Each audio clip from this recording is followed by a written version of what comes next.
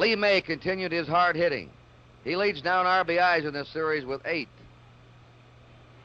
Pete Rose, hitless the first 2 games, has bounced back. He's had 4 hits in the last 2 games, and he had a home run yesterday.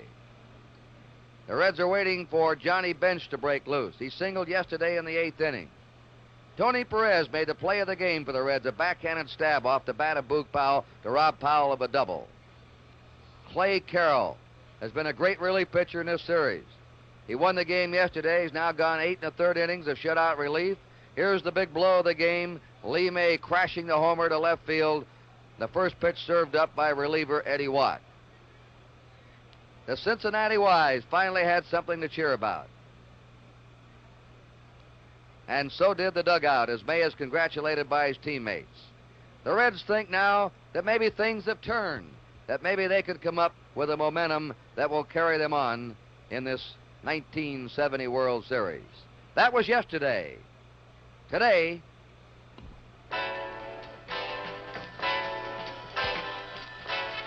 NBC Sports presents Game 5 of the 1970 World Series.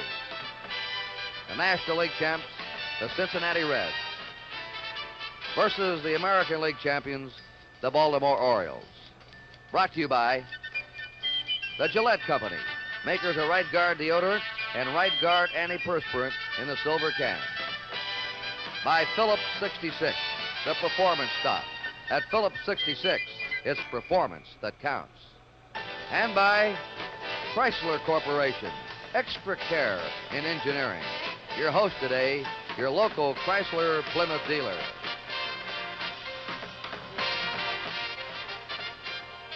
It's been raining all morning in Baltimore. However, the rain stopped about a half hour ago, and at 12:30 Eastern Daylight Time, the tarp was removed from the field. Hi, everybody. I'm Kurt Gowdy of NBC Sports. With me, Chuck Thompson, the voice of the Baltimore Orioles. Roaming the stands, he may be busy today, Tony Kubek of NBC Sports. The weatherman says that we can have continued rain. It may be one of those off-again, on-again affairs with the ground crew busy. The fate of a World Series game is in the hands of the Commissioner of Baseball, Bowie Kuhn, working with the advisement of his umpiring staff. Neither team took batting or fielding practice. The diamond does not drain too well here, but it is in fairly good shape. Now to tell you about the starting pitchers, and they're both question marks, and we'll have quite a spell here. The ceremonies that we've had the first 4 games of the series have been dispensed with, and they're going to let these pitchers warm up. We'll have the national anthem at 1 o'clock, and then it's going to be play ball. But to tell you about the starting pitchers and their respective problems, here is Chuck Thompson. Thank you very much, Kurt, and again, good afternoon, everybody. And these are problem-type pitchers this afternoon. Both have the same sort of a problem. And you see out in the Cincinnati bullpen right now, the left-handed Jim Merritt. Merritt, a 20-game winner for the Reds, and he has had his problems. He suffered a strained elbow in the first inning at San Francisco on September the 8th and has pitched only twice since then. He went 3 innings, a run, and 4 hits against the Dodgers on the 26th of September. And then he went 5 1/3 innings with a run and 3 hits against the Pirates October the 4th in the second playoff game. And he feels that he is just about 95% ready. I'm sure that he will start this afternoon, of course, weather permitting. And then it will be strictly up to Merritt and to Sparky Anderson as to how far he can go. Now, for the Baltimore pitcher, here is Mike Cuellar, and he also has an arm problem. For the first time in 1970, over the past week or so, Cuellar has been taking heat treatments for a sore shoulder. He also has a rather sore hip. So both Merritt and Cuellar this afternoon face the same problems. They will warm up, they will make an effort to start, and it's strictly up to each individual as to how far he will go this afternoon. So we have a couple of great big question marks in Cuellar and in Jim Perry of the Cincinnati Reds, and that's the story on pitching for game number 5. And now let's go downstairs to Tony Kubek. Thank you. You're with me, the manager of the Cincinnati Reds, Sparky Anderson. And Sparky must have been quite happy and elated after yesterday's victory. Well, we sure were, Tony, but we're still down 3-1. But the only thing I'm proud of, I told them that my kids wouldn't quit. I don't think they'll quit today, and we sure want to take them back to Cincinnati. What's the status of Jim Merritt warming up in the bullpen right now? Well, if he goes to the mound, Tony, I'm going to say he's 100% because I think that's what the baseball fans deserve. Jimmy will do the best he can. I know this, but we're liable to use just everybody down there today. Sparky, it's your first World Series after a long and distinguished minor league career in baseball managing. How are you taking all the pressures and the sidelines and the magnification of a World Series? Well, let me tell you, Tony, they told me before what a thrill it would be. Nobody in this world can ever know until they play in the World Series. It's the greatest event you could ever be in, and any kid that's young and wants to play baseball, if he'll just work as hard as he can to get him one of these, he'll never forget as long as he lives. You know, in yesterday's ball game, Sparky, and that was very well said, quite inspirational for young kids thinking of a baseball career. But you finally got one of the booming bats of your big three going. Lee May pulled you out of a jam, and that must make you feel pretty good, too. Well, it made me feel so good, Tony, because Lee May and Tommy Helms haven't had the publicity the rest of my players have had, and I know as a manager what they've done for this ball club, and that's why I was so happy to see Lee do it. And you know, you've got a shortstop in there now, Concepcion, although Woodward has done a great job for you all year long, but he hits the ball pretty well. He's going to have a pretty good future. You've got a lot of young kids. You know, I said I wanted to play him in a World Series to make a man out of him, Tony. I think he's already showed us he's a man already. He sure has. He's come through under pressure, and Pete Rose has now started to swing the bat. He's got 4 hits in the last 2 ball games. He's hitting the ball very well, so you may be on your way and going. Tony, if we can win this one, I honestly have just a hunch that we're going to set a record that's never happened in the World Series. Sparky Anderson, good luck to you today, and the remainder of the series, thank you so much. Oh, thank you, Tony. Thank you for being so good to me. Thanks, Sparky. Let's go back upstairs. Now, here are our batting orders for today's game. For the visiting Cincinnati Reds, they'll lead off with Bobby Tolan in center field. Remember, they switched yesterday and moved Tolan from 2 to 1, and they're going to stay that way. Pete Rose will be playing right field, batting number 2. Tony Perez is at third base, hitting third. Johnny Bench is the cleanup man, catching. Lee May is at first base. He's the man that the Orioles are having trouble with. May's at first base, hitting number 5. They're platooning in left field again. Hal McRae, a right-handed batter, goes today with a left-handed pitcher working for the Orioles. And McRae's had 4 hits and 8 times up in this series. Tommy Helms is at second base, batting 7th. They're leaving Concepcion in the lineup. He's stung the ball. And Jim Merritt is the pitcher. That's the batting order of the Cincinnati Reds. And that's Merritt in the background out in the Cincinnati bullpen. Now the batting order for the home team, the Baltimore Orioles. Mark Belanger will be leading off at shortstop. Paul Blair's in center field, batting number 2. Frank Robinson in right field, hitting third. Boog Powell at first base, batting cleanup. Merv Retman, making his first start in the series, is in left field. We're going to have Chuck Thompson come in and talk about this fellow. He's quite a story. Brooks Robinson at third base, the leading hitter in the series, and the leading fielder. Dave Johnson's at second base, batting 7th. Andy Etchebarren, a right-handed batter, being played today as catcher, with a left-hander starting for Cincinnati. And Mike Cuellar is the pitcher. He started the second game. That's Cuellar warming up, and quickly down to Tony Kubek. With me, the manager of the Baltimore Orioles, Earl Weaver. Earl, what about the condition of your pitcher today, Mike Cuellar? Well, he has had stiffness late in the season after every one of his starts, and he had it in between his last start and this start. But he's loosening up. The humidity is high here, and if he breaks a good sweat, it shouldn't bother him too much.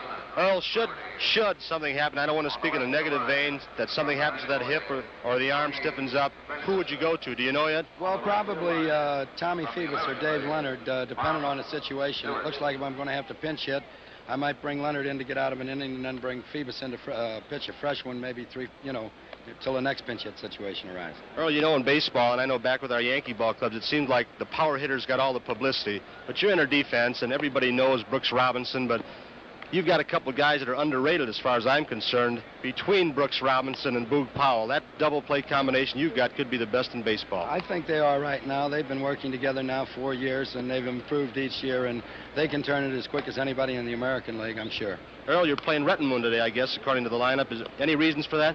Well, I played Retman a lot toward the end of the season. He was our club's leading hitter, and I played him a lot against left-handed pitching. I spotted Donnie against left-handed pitching, maybe took Paul out once in a while to rest him.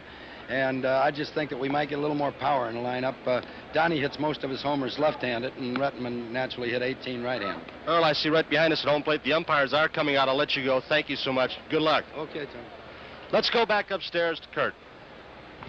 Chuck, tell us about Merv Rettenmund. He's a part-time player here. Many baseball experts say he could play on many teams and be a star in the outfield. I believe that's true. In the American League particularly, Kurt, there are many outfields that he would be able to play regularly. For Baltimore as a part-time player this year, he had 18 home runs, knocked in 58 runs. He is an adequate defensive outfielder. He has a power, and a lot of power to right center and right field for a right-handed batter. And also, Kurt, he has a very good idea of the strike zone. As a matter of fact, in his fine minor league career at Rochester, he was a leadoff batter. And he has served in that capacity for manager Earl Weaver. He is part of what manager Weaver refers to as the finest bench in baseball. And Rettenmund, who came in to fill in for Paul Blair, who was struck in the face earlier this year, did a very, very good job. And I think when you look at a fellow who has had maybe 330-plus at-bats and has hit 18 home runs and knocked in 58, you've got quite a ball player sitting in the dugout. He was a great athlete at Ball State. If memory serves me correctly, and I hope I'm right about this, Kurt, he was drafted kind of high by the Dallas Cowboys. I think they drafted him about number 4 as a running back. But fortunately for Baltimore in baseball, he stayed with us.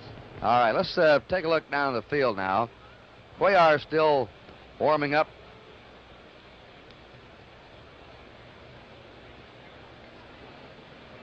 Meeting at home plate, Earl Weaver with his back to you. Pete Rose receives that extra $500 a year for being captain of the Cincinnati Reds.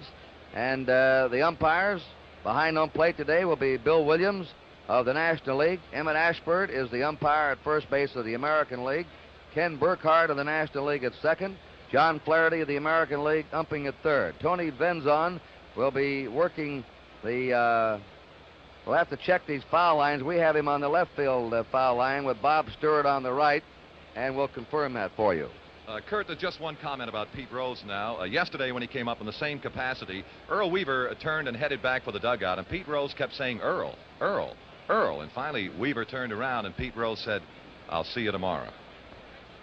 He's always the optimist, a very, very positive thinker. Pete Rose, the captain of the Cincinnati Reds. The umpires are taking their positions. Repeating again, it has rained all morning in Baltimore, sometimes fairly hard. And about 12:20, the rain stopped. The tarp was removed at 12:30, a half hour before scheduled game time. So the home plate area, the pitching mound, and the infield should be in good shape. We will not promise you, though, that it won't rain again today. You know this Baltimore weather, Chuck. Anytime you're alongside a great body of water, you know you can have changeable weather. Kurt, the game hasn't even started. I've got to make a correction. Cowboys drafted Rettenmund 12th, not 4th. Excuse me. Oh. Well, we pause briefly for station identification. This is the NBC Television Network. Ladies and gentlemen, please rise and join in the singing of the national anthem, which will be played by the 1st U.S. Army Band from Fort George G. Meade, Maryland.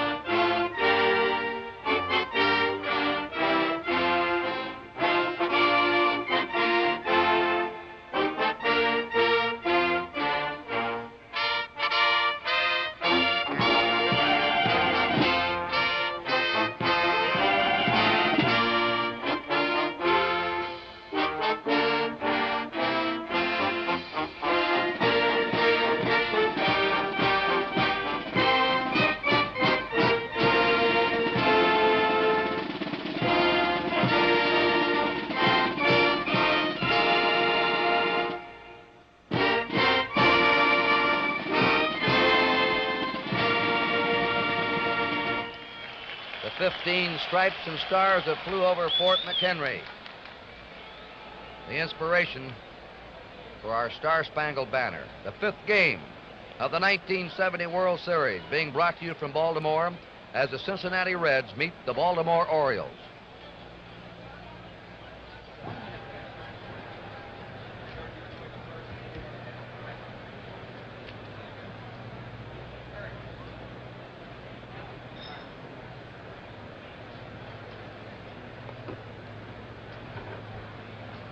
Your umpires were wrong on the foul lines.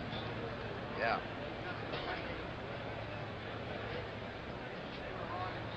put him wrong. Allen had him right.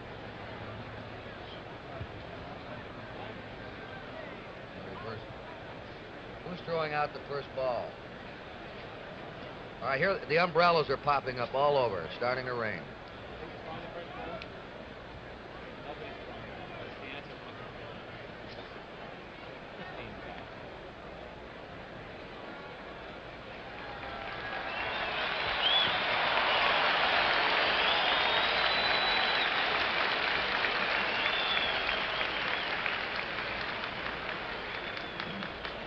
As the Orioles take the field, it starts to sprinkle again, and the umbrellas pop up through the stands. At first base is Boog Powell for Baltimore. Dave Johnson will play second again. Belanger is the shortstop. Brooks Robinson at third. Merv Rettenman in left field. Paul Blair, the center fielder. Frank Robinson in right. Andy Etchebarren behind the plate. And Mike Cuellar. Went 2 1/3 innings in the second game at Cincinnati. Gave up 4 hits, 4 runs, walked 1, and struck out 1. The lights are on. And the Reds in the first inning send up Bobby Tolan, Pete Rose, and Tony Perez. Here's the batting order. If you keep score along with us, that Cuellar will be facing today. Quickly, Tolan in center field, Rose in right, Perez at third, bench cleanup catching, Lee May hitting 5th at first base, Hal McRae in left field batting 6th, Tommy Helms at second base hitting 7th, Dave Concepcion is shortstop batting 8th, and Jim Merritt will pitch and bat 9th. Mike Cuellar tied McNally and Perry for the most victories in the major leagues this year, 24. Playing center field, number 28. He came from Houston along with Elijah Johnson in a trade for Kurt Blefary after the '68 season. It's turned out to be a block-busting trade for the Orioles. Cuellar's won 47 games in 2 years here. Bobby Tolan fouls it back, jumping right on that first pitch. Tolan has had 4 hits in 15 times. He's hit safely in each game, 1 hit in each game. Series batting average of .267. Breaking pitch over. Tolan bluffing a bunt. Robinson was charging from third. These seats are all out in the open here in Baltimore. The crowd has been held down. It's rained all morning. Outside, we've had a capacity crowd every game except today. The tickets are all sold for today. Maybe some brave ones will still be moving in through the exits. 1 ball, 2 strikes. Change of pace. Turned it over on him. That screwball. A slow one, too. Tolan strikes out.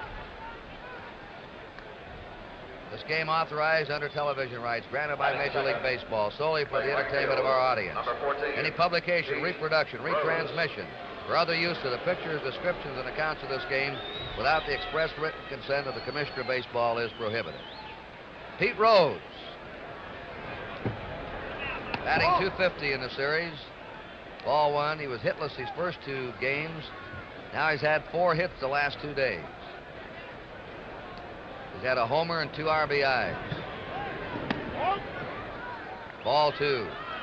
Cuellar has a fastball, a curve, and a screwball that breaks just the opposite of his curve. The screwball breaks away from right-handers, and he can be tough against a right-handed lineup. Brings up an interesting theory, and he also throws a slider. Strike. There's the commissioner. What he's had is studying the situation very intently. He makes the decisions as to the fate of this game. Dick Forbes, the vice president, advertising manager of Chrysler Corporation, alongside of him. Foul back out of play, 2-2. Tony Perez on deck. I've got to watch giving those titles, Chuck. Sometimes I demote them, and sometimes I elevate them above. You could be in bad trouble. 1 out, nobody on. 2-2 count to Pete Rose. We've just started a wet day in Baltimore. There's a fly ball down the right field line. Tough chance. It's in for a base hit. Rose is coming for 2. It gets away from Robinson. Rose hit the dirt. And had he rounded the bag, he might have gone for 3. He thought it would be a play on him at second. And let's take a look at Cincinnati's Charlie Hustle. Pete Rose, as he took Cuellar the other way, which is what a lot of right-handers will do against the screwball of the left-handed. And this is the way Rose plays the game, just 150% each and every time, whether the ball is there or not. He is not taking any kind of a chance. Pete Rose. Give Rose a double. He's on second, 1 out, and Tony Perez up has had only 1 hit in 14 times. The Reds are waiting for him to break loose. Right, getting back to that screwball theory. I remember years ago when Mel Parnell was pitching with the Red Sox. He had a good screwball, a left-hander. Casey Stengel one day hit all left-handed batters against him instead of right-handers. The ball figuring that the screwball really made him a right-handed pitcher because it was breaking away from right-handers and into left-handers. On deck, Johnny Bench. 1 ball, 1 strike to Perez.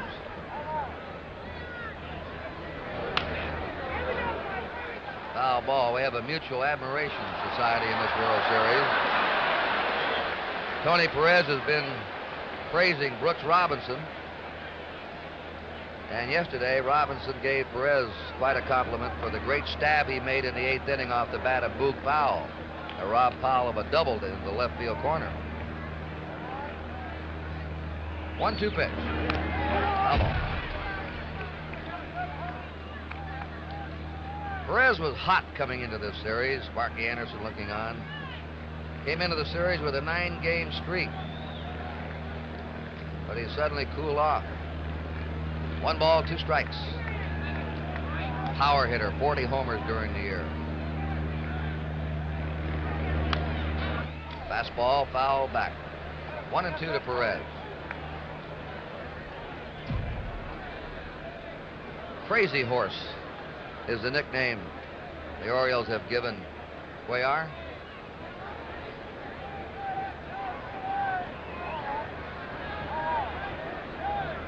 That's the screwball, down and away. You wonder why more pitchers don't use the screwball. It can be tough on the arm. Unnatural delivery, and you're rotating the arm in the opposite manner. 2-2. Ball 3. The most famous screwball pitcher, of course, was Carl Hubble of the New York Giants. His arm is still bent. 3-2. Rose at second, 1 out.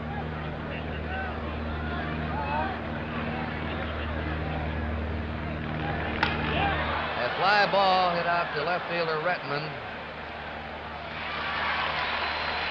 Rose holds at second. There are 2 down. And the batter is Johnny Bench, who's had 3 hits and 15 times up, batting .200, 1 homer, 2 RBIs. After the opening game here in Baltimore, Johnny Bench had a tough day. He went 0 for 4. But after the game was over, he got on the team bus to go back downtown, and he spotted somebody grabbing a purse from a lady out in the parking lot and called the attention of a Baltimore policeman, and the would-be criminal was apprehended. And Bench's comment was, "That's the only thing I've done right all day." 2 down, Rose at second.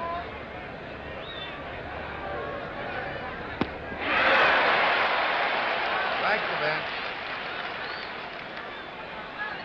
Cuellar was born in Santa Clara, Cuba. Lives now in Puerto Rico. He likes to pitch in hot weather. Likes to break a sweat. There's a drive in the right field, a base hit. Here comes Rose around third. And the Reds grab the lead, 1-0. On Bench's single to right center.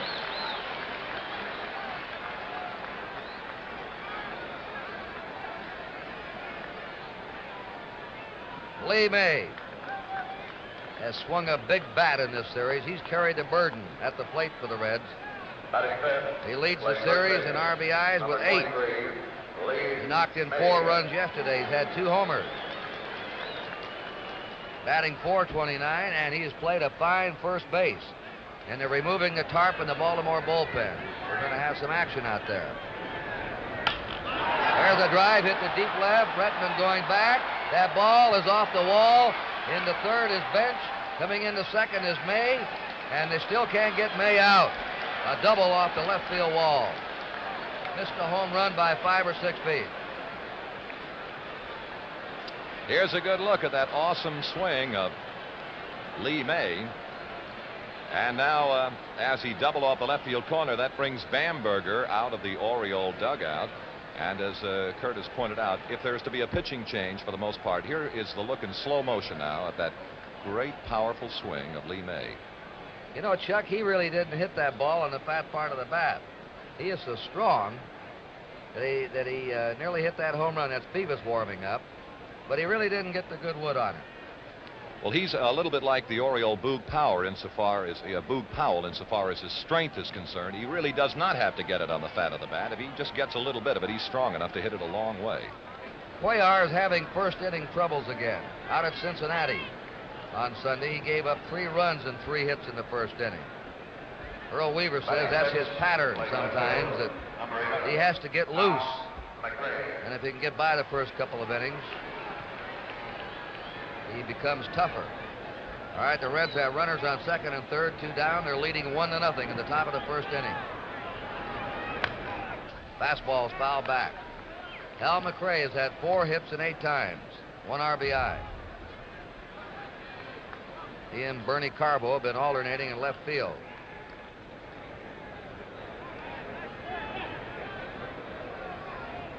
Bench is at third, Mays at second. Outside the ball. McRae attended Florida A&M University. Born in Avon Park, Florida, lives now in Bradenton. Broke his right leg in winter baseball in the Puerto Rican League. A couple of years ago, set him back. A hot smash foul. And they're teeing off on Cuellar. 1 ball, 2 strikes. Just a slight breeze today. It's very humid here. And no breeze right now. It's a drive to right center. That'll score 2 runs. It's all the way back to the wall. McRae going to second. And holds with a double. And the Reds have come up with 3 runs in the first inning.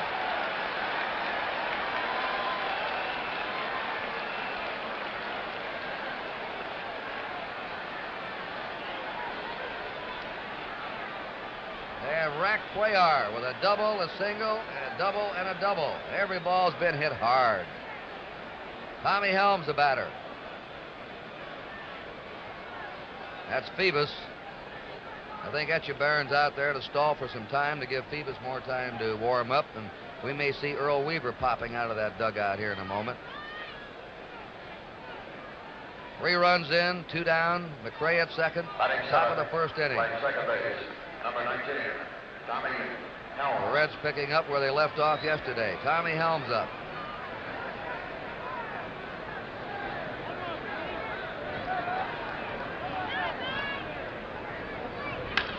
Ground ball to short.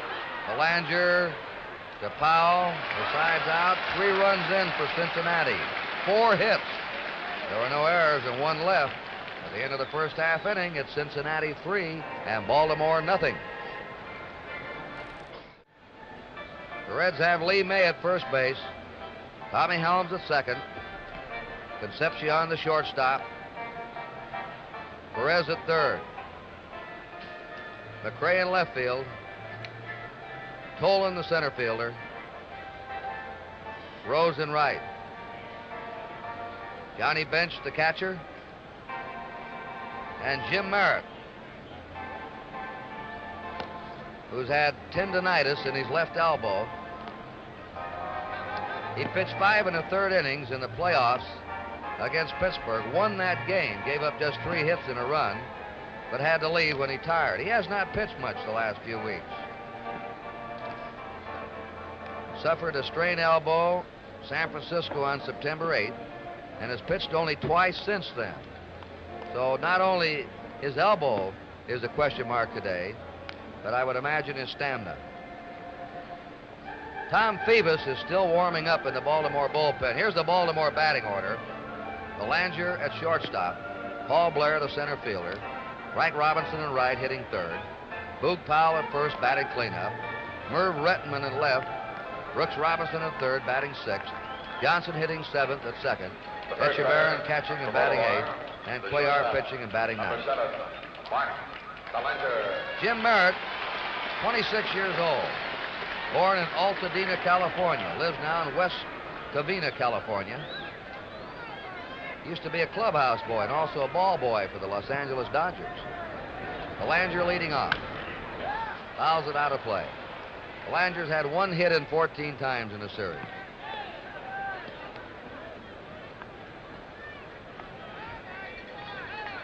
This is Jim Merritt's 9th professional season. Began with the Twins organization in 1962. Pitched for the Twins in the American League 3.5 years. The second year with the Reds. Ball one. Merritt is one of the best control pitchers in baseball. He's averaged only 2 walks every 9 innings this year. 5 times he pitched complete games this season and didn't walk a batter. Led the American League in control pitching in '67. Ball 2, 2-1. Cincinnati's out in front, 3-0. Last of the first inning. For those that keep joining us, it rained all morning here. Foul ball, 2-2. The tarp was taken off a half hour before game time. There's Merritt's record this year.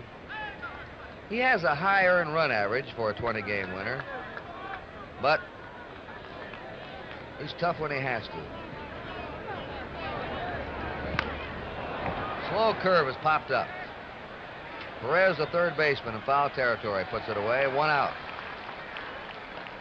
Paul Blair has 6 hits in 15 times up. Batting second, playing center field, number 6, Paul Blair. Blair's World Series average, 400. Foul into the stands.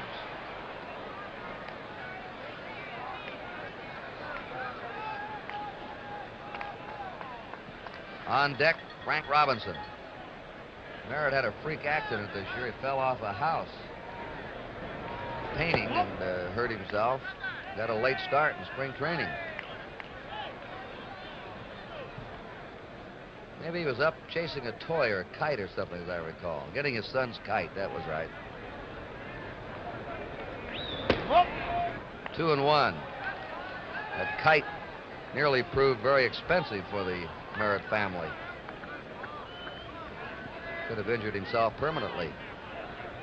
2 balls and a strike to Paul Blair. 1 out, nobody on. The bunt, the beauty. That's the only thing Perez could do. Let it roll. 2-2.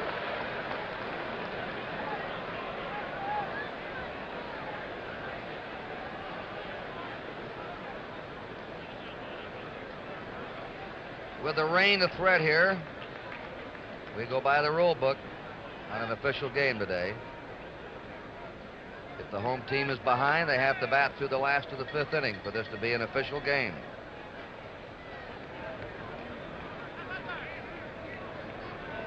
World Series programs getting double coverage today.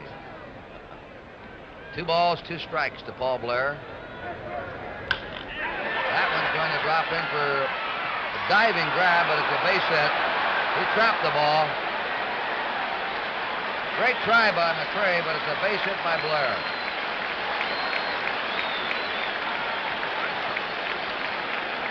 We'll give McRae a hand for his effort. Well, we'll take a look at the great effort from McRae once more. Here is his all-out effort to make it on the fly. And as you see, it hit right in front of him. And you got another fine call from umpire Tony Benson down on the left field side. McRae with an all-out gamble, and no doubt the Reds naturally cannot afford to lose. They're going to play it that way. Frank Robinson. 4 hits and 17 trips. Batting .235. You know, only one time has a ball been hit out of this stadium, and the man at bat did it back in May of 1966 against Louis Tion of Cleveland. Ball 1. He hit it over the left field stands into a parking lot beyond, measured at 460 feet on the fly. It's quite a poke, as we'll show you on our camera. Curve for a strike. The left field stands, he cleared them. Blair at first, 1 out. 3-0 Cincinnati. 2-1.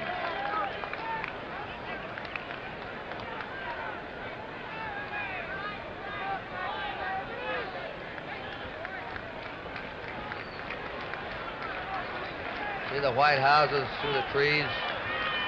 Maybe you haven't seen the World Series here previous 2 games. Strike 2.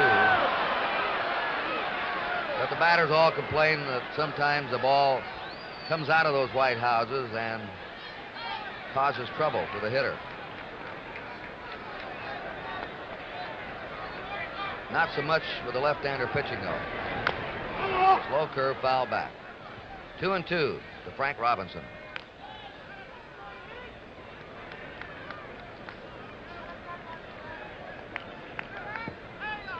Frank went 9 times to the plate without a hit.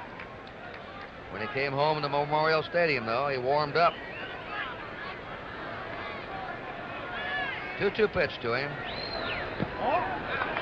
Curve is inside, 3-2. Let's see if they start Paul Blair now. He's on first, 1 out. The count 3-2 to Frank Robinson.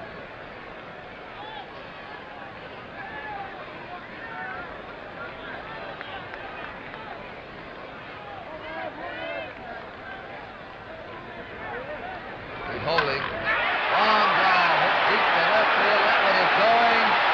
Goodbye.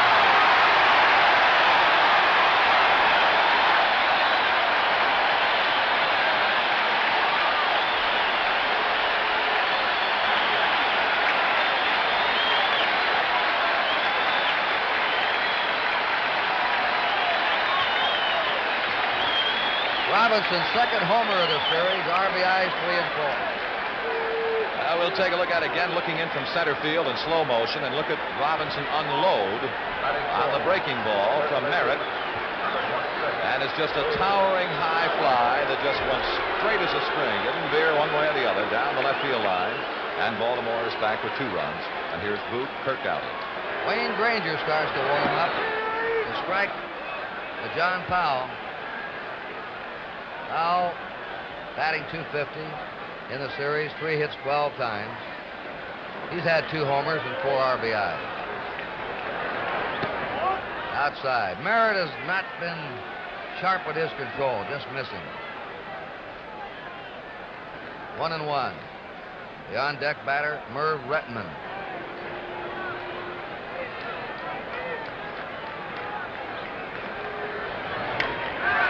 High fly to left center. Maybe in a hole out there. Nope, going back for it. Concepcion with a fine play. Long ways for a shortstop on that one, out into fairly deep left center. And it had to be Concepcion because against Powell, naturally center fielder Tolan as deep as could be, and Concepcion traveled a long way, and that's not the easiest kind of a catch to make in a ball game with your back toward the target and running, moving as Concepcion was. Fine play. Merv Retman, born, lives in Flint, Michigan. 27 years old. Inside to him, ball 1. Led the International League in hitting in 1968. A part-time player last year and this year with the Orioles. There's a foul ball. And he's creating a very pleasant problem, isn't he, Chuck, for Earl Weaver? They don't know what to do with him. They want to play him, but it's hard to find a spot. Well, it is a problem, but Weaver has learned how to handle that problem very well. If ever a manager made full use of all 25 men in his roster in winning a title this year, Earl Weaver has done so. 1 ball, 1 strike. 2 down, nobody on. Outside, 2-1. Brooks Robinson on deck. Granger continues to warm up for the Reds. The curve has popped up. Perez backing up gives way to Concepcion. And Merritt gets him out. 2 runs on Frank Robinson's 2-run homer.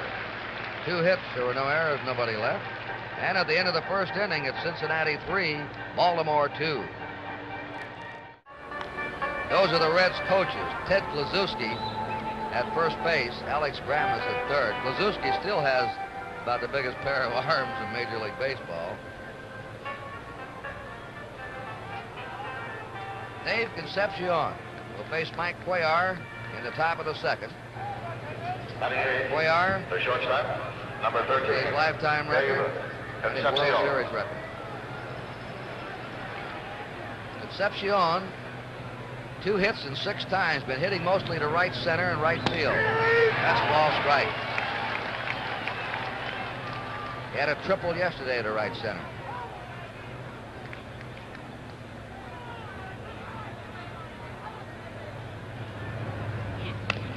Fouls a curve off. He was born and still lives in Venezuela. Every year he's improved himself, especially in hitting. The 2-strike pitch to him. Ball, 1-2.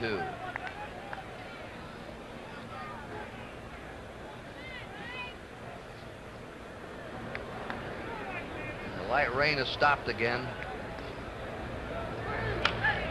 Out. The umbrellas have been put away temporarily. You see some weird outfits, Chuck, on a rain day at a baseball park, don't you? You really do. They defy description. They really do. 1 ball, 2 strikes. 2-2. Nobody on, nobody out. The Reds are ahead 3-2 in the top of the second.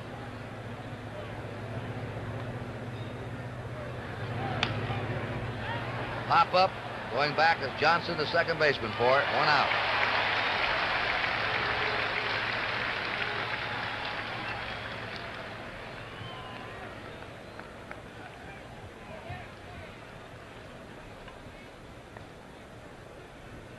Jim Merritt is up.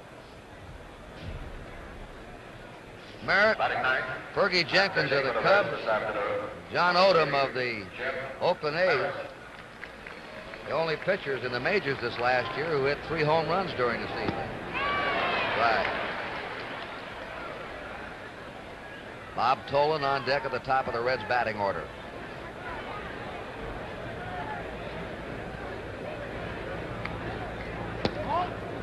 One and 1. 1 out, bases empty.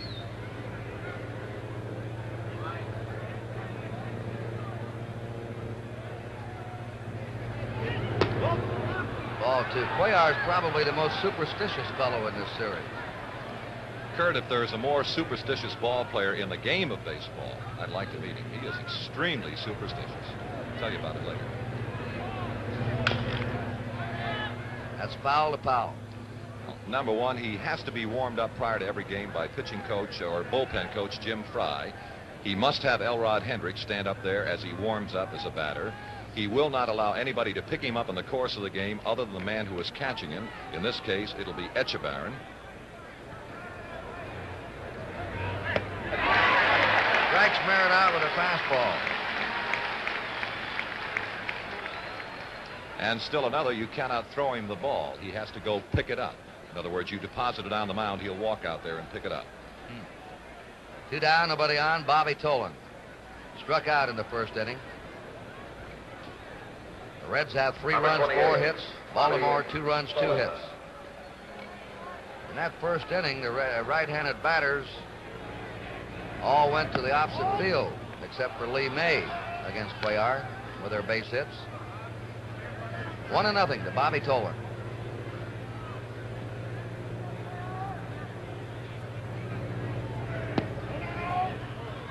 Two 2-0.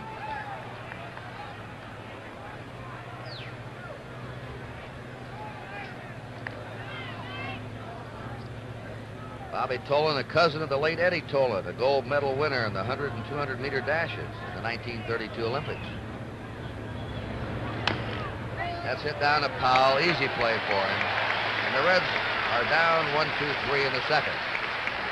We've gone an inning and a half with the score: Cincinnati 3 and Baltimore 2. The Oriole coaches are George Stoller at first, Bill Hunter at third. Brooks Robinson has already received his ovation when he came out of the dugout. Brooks has the most hits of any batter in this series. 8 hits, 16 times up. He's batting .500.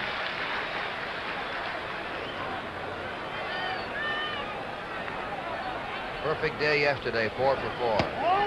Ball one. The last man to get 4 for 4 in the World Series was Lou Brock for the Cardinals against the Tigers in the first game of the '67 series.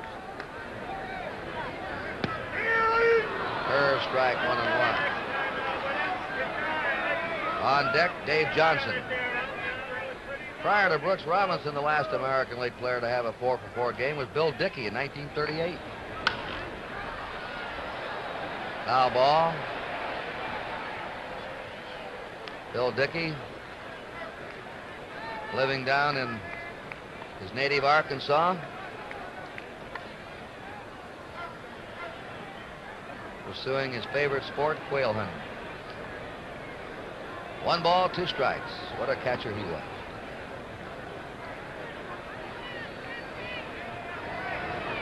That drive is out to deep left. McRae back, pulls it in. 1 down.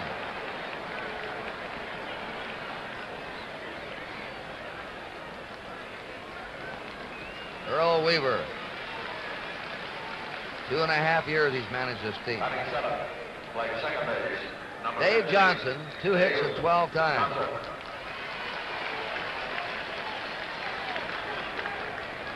But has been a sure-handed second baseman in this series.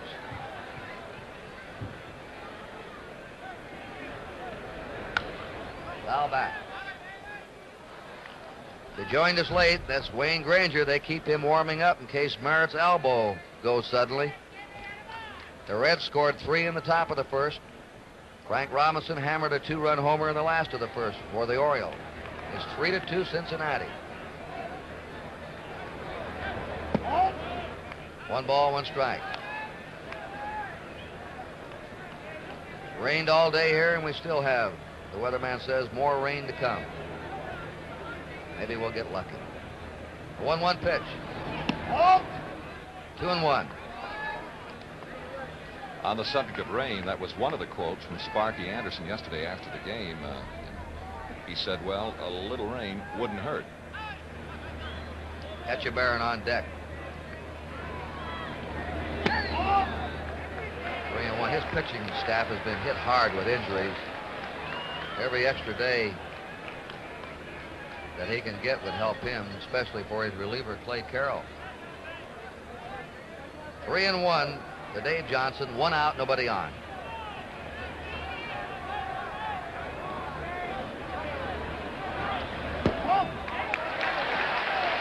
Johnson's on. Kurt, mentioning the pitching problems of Sparky Anderson and the Cincinnati Reds, you just need 2 names to give you an idea of the problem. One is Simpson and the other is Maloney. And you take those 2 fellows out of the World Series, and it has to create a tremendous gap. Yes, and McLaughlin now has a swelling in his upper right arm. He's doubtful. And, of course, Merritt has been plagued with his tendonitis in his elbow.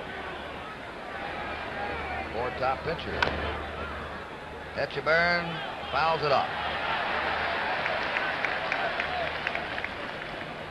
Johnson at first, 1 out. Etchebarren is hitless in 4 times.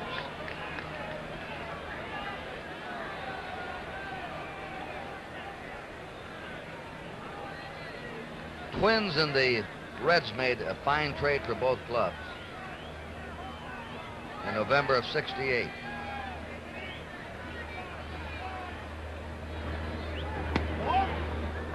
Curve is high. The Reds needed pitching. They got Jim Merritt. The Twins needed a shortstop. The Reds gave him Leo Cardenas. The trade has worked out very well for both teams. 1 ball, 2 strikes.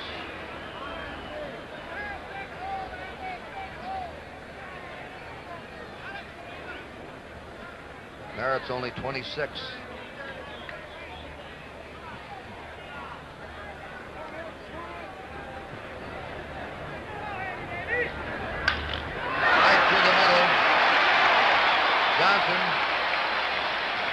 Stopping at second. Etchebarren's on first. And Cuellar, the pitcher, coming up. He's not a bad hitter. In fact, the Cincinnati scout report, be careful with Cuellar, McNally, and Palmer. They can all hit.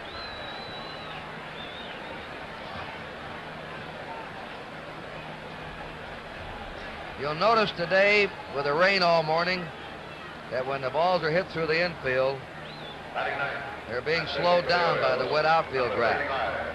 You might see somewhere along the line a player stretch what would be a single into a double, so the outfielder will have to come in and charge the ball.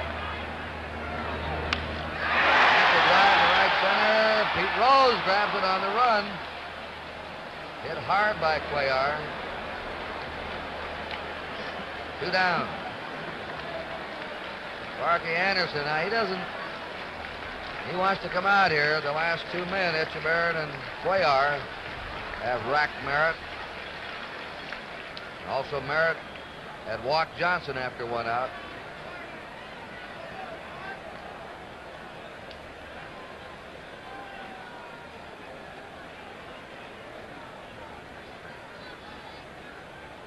Sure, he's asking him about his elbow.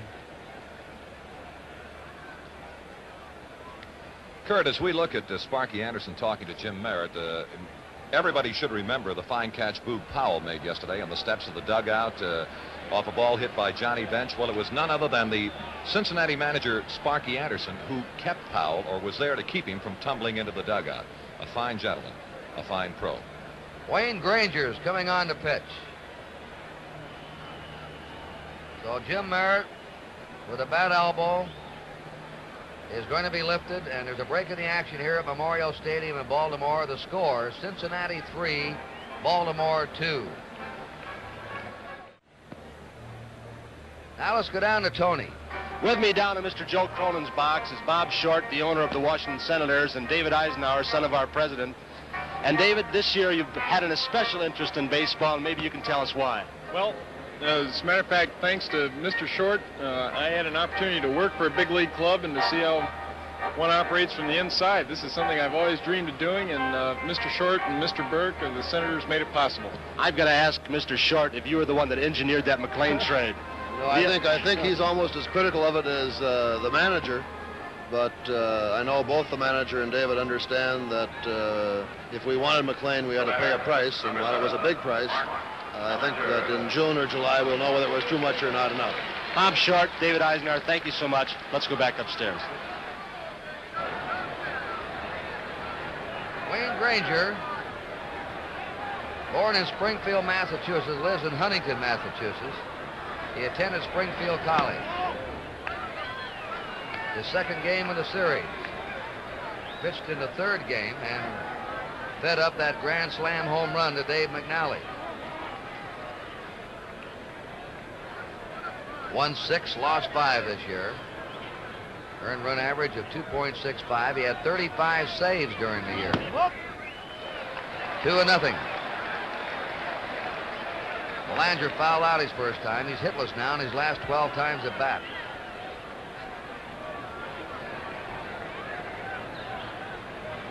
Two down, runners on first and second. Last half the second.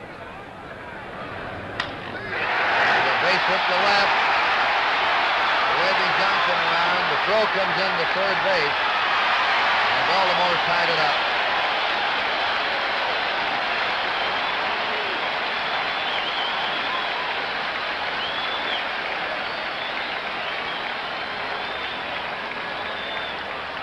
Belanger getting his first series RBI.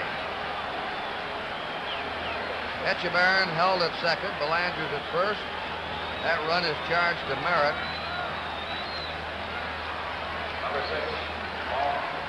Paul Blair single left in the first inning. 3-3. Each team has 4 hits.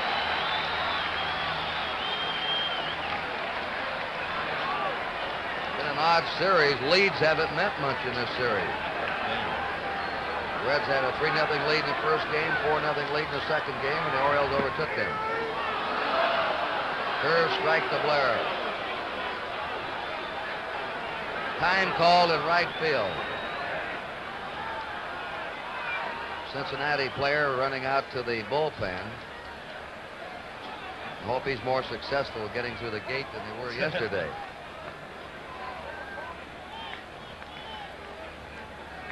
One strike.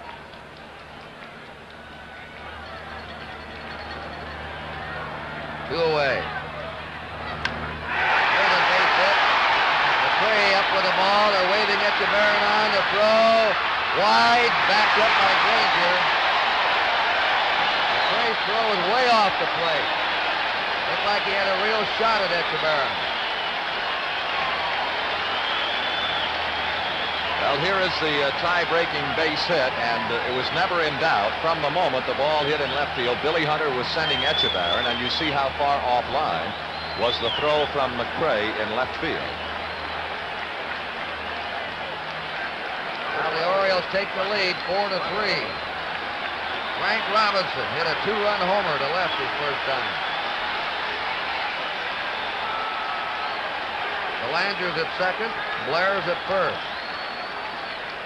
That was Paul Blair's seventh hit of the series. Tony Cloninger warming up. Ball 1. They'll have everybody in the store out there today.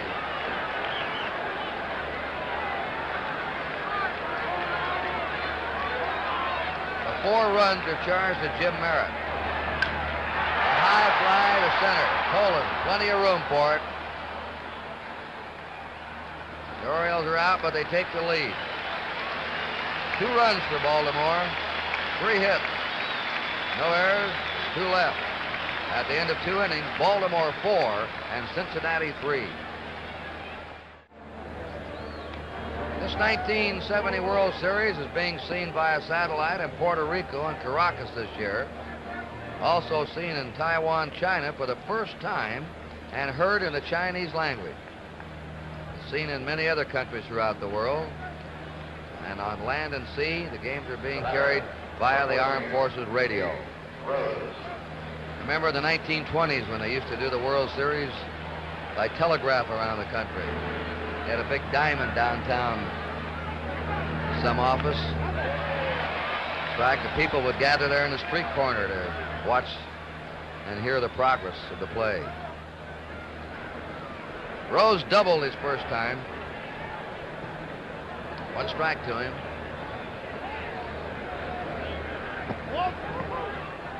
Cuellar low with the curve, 1-1. Earl Weaver told me before the game, he said, Kurt, I leave Cuellar in longer than I would normally to try and give him a chance to really loosen up, even though he gets hurt in the first inning. Rose grounds out second to first. Cuellar led the American League in complete games this past season. Pitched 21 complete games. Number 24, Tony Perez. Tony Perez flying to left. Now they're starting to warm up Tom Phoebus. Ball 1. Bench on deck. 2 Cubans facing each other right now. Cuellar and Perez. Slams it to left. Merv Retnam is there. 2 down.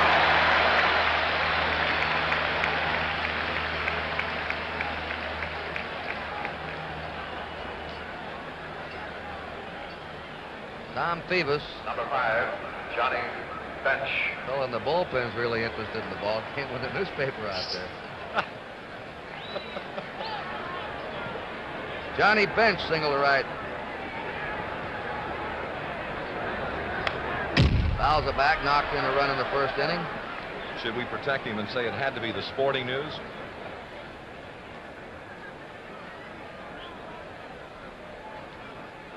Lee May, the on-deck batter. 1-1. Baltimore ahead 4-3 in the third.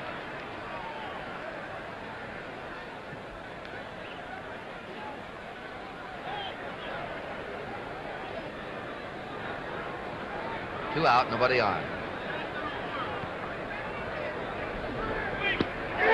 Off-speed pitch, full bench.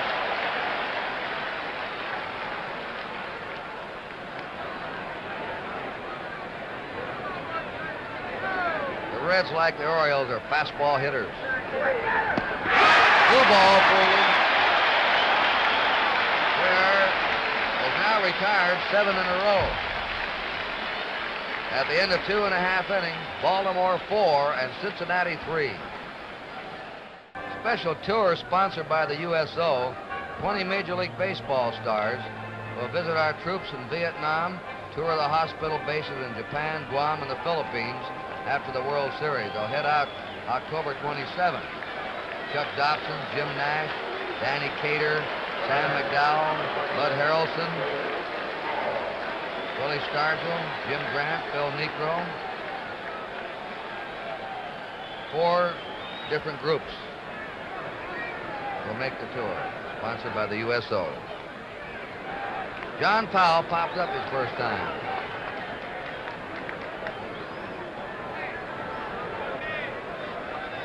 I see one of the groups will be in charge of Bob Prince, the pirate broadcaster. They're in real trouble.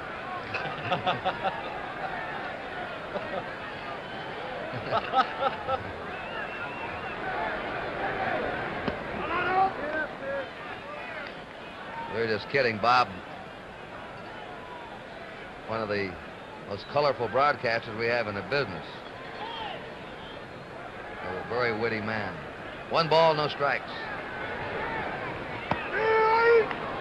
Strike, 1-1. Merv Retman on deck, and then Brooks Robinson.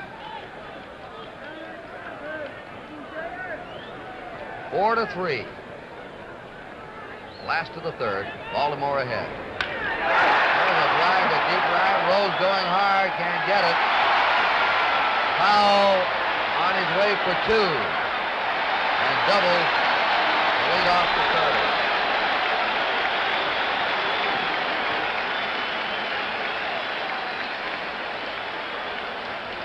We can take a look in split screen. You'll see the delivery from Granger and the Powell swing.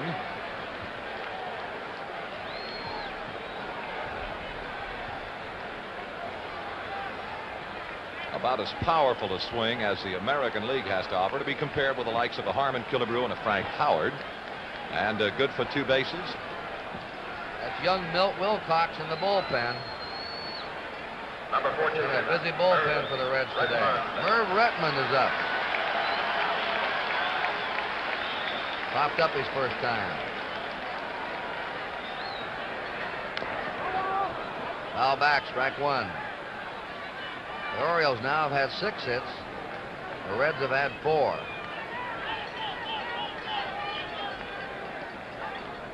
Four to 3 Baltimore, last of the third.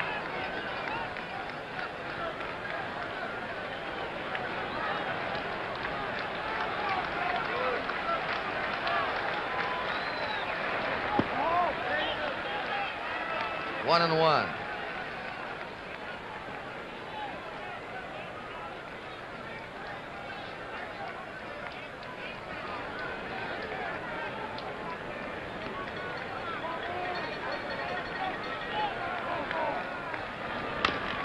Up the middle. Big Powell score. Down to second. Was Retman.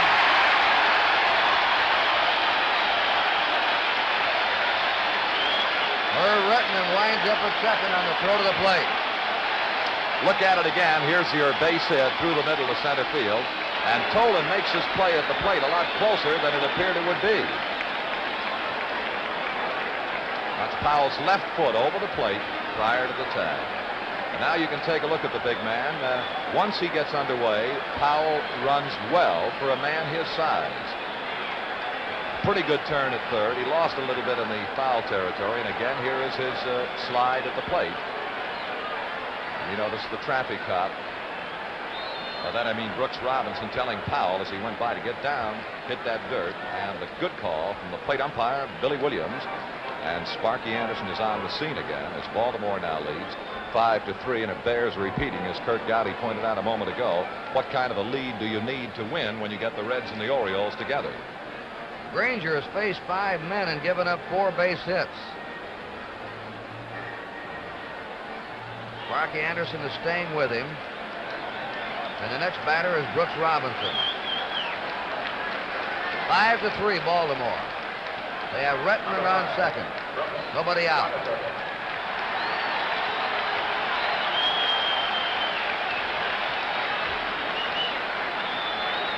Baltimore scored at least 1 run each inning.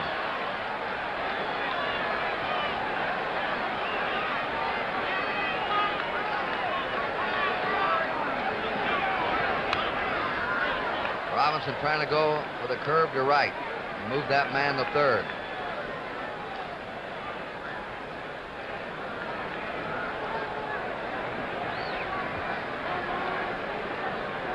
Robinson has been red hot in the playoffs in the World Series.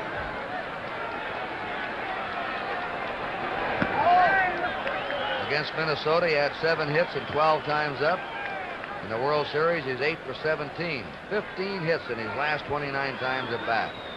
And a 9-game batting streak. He's been just as hot with his glove.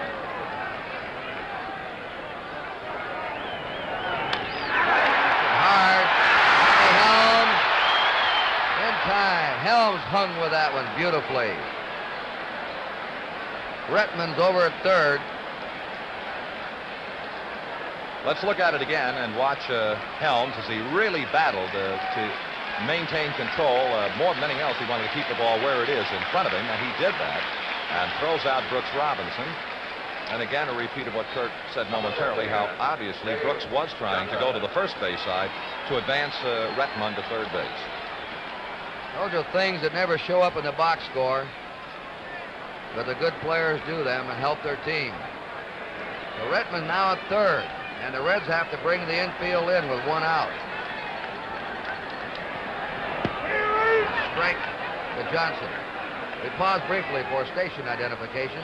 This is the NBC television network.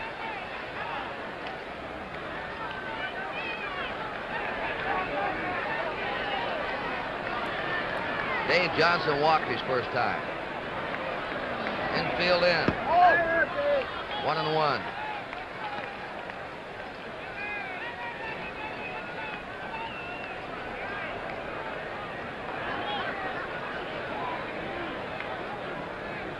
Retman at third. 1 down.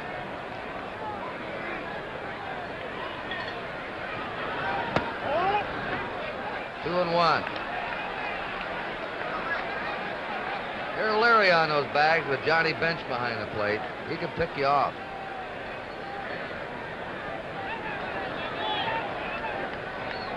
Marvelous throwing arm.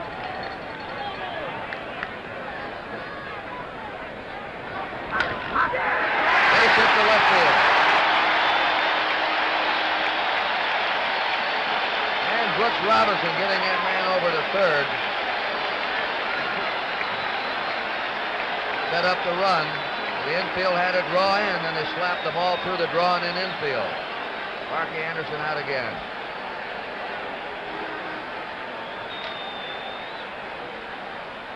That's Milt Wilcox. Granger has been no puzzle to Baltimore. The Orioles have tagged him for 6 hits. So there's a break in the action here at Memorial Stadium in Baltimore. The score, Baltimore 6 and Cincinnati 3. Let's go down to Tony now. With me down here on the field, the Commissioner of Baseball, Bowie Kuhn. And Commissioner, you had a tough job before the ball game, and your staff of Joe Reichler, Charlie Seagar, and, well, I couldn't mention them all, had some tough decisions today before the game. Well, in a game like this, Tony, you live with the weatherman. You watch the condition of the field. You watch the way that rain is coming down and whether it looks like it's letting up. At 12:35 today, we decided we dared to take the canvas off because we thought we had a break, and so far it's worked well. And really, the fans are still the most important thing, the most important consideration. The people here and the people listening and watching almost all over the world are to be taken into consideration, aren't they? Of course they are, and I think we have a highly playable condition at this time, and I hope it stays that way. Mr. Commissioner, thank you so much, and congratulations to your staff. You've done just a great job all year. Thanks, Tony. Thank you. Let's go back upstairs. And Tony, just as you and the commissioner were talking, Chuck and I looked beyond the left field stands, and we see a big dark cloud coming this way over Memorial Stadium. Milt Wilcox, 20 years old, who was born in Honolulu, lives in Del City, Oklahoma. He pitched to 4 batters in the second game and gave up 3 hits. Let me correct on Granger. Instead of 6 hits, he gave up 5 hits. 5 hits and 2 runs charged to Granger. First 4 runs were charged to Merritt. Baltimore scored 2 runs in each inning so far. 1 out. Johnson at first. The strike. Lee May holding there.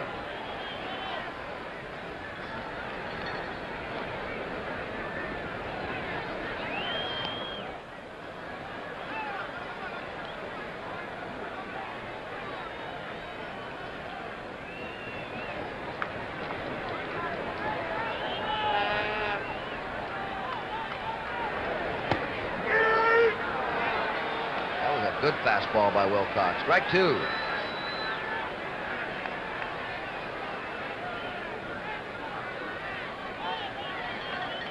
The Reds can get Simpson healthy next year. They have quite a core of young pitchers. 1 and 2. Gullett, you've seen him in the World Series. Wilcox is only 20.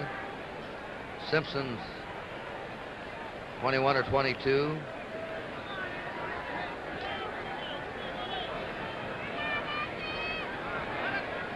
Gary Nolan's only 22. They should be well set. 2 and 2.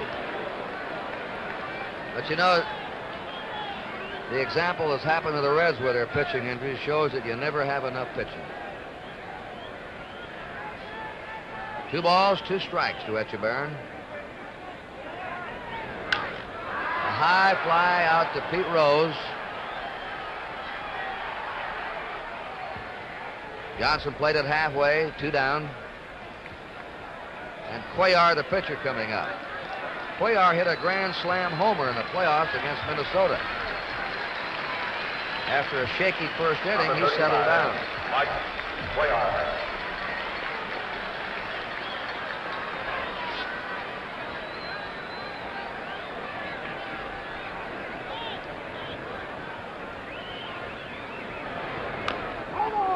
Foul ball. One thing you note on these Baltimore pitchers at the bat, Chuck, is the Reds don't play them to the opposite field.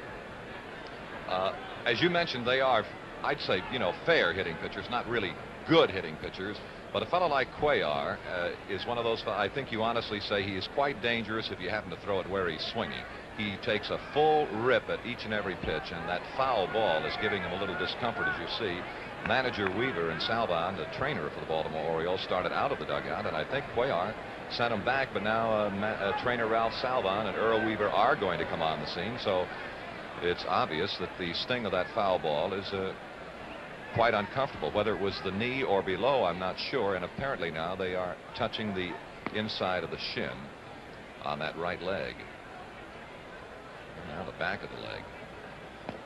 That's that freeze spray they put on to deaden the nerve endings, the pain.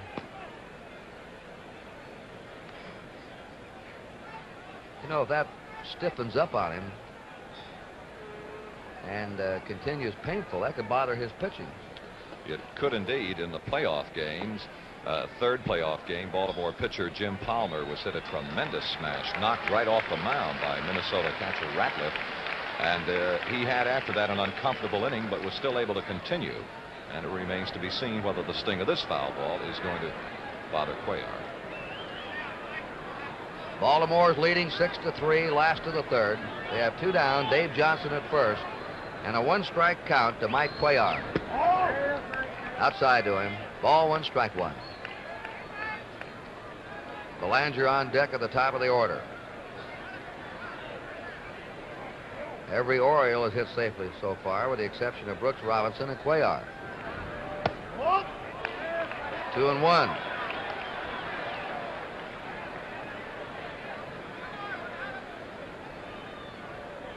That's Belanger.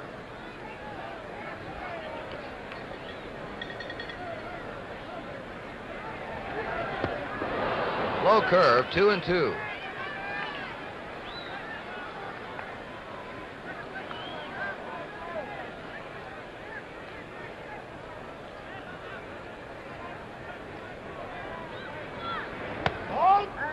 Three and two down. Johnson will be going on the pitch.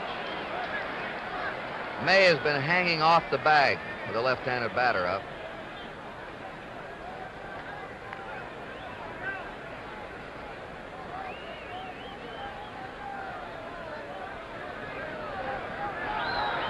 Runner going, fouled into the stands.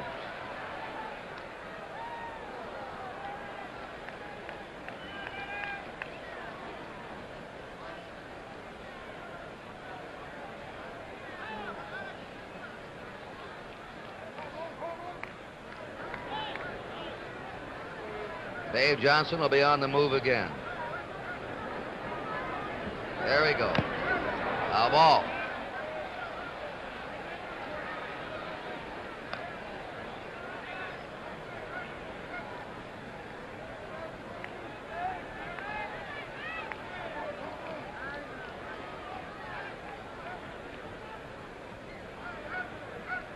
Bill Cox won 3, lost 1.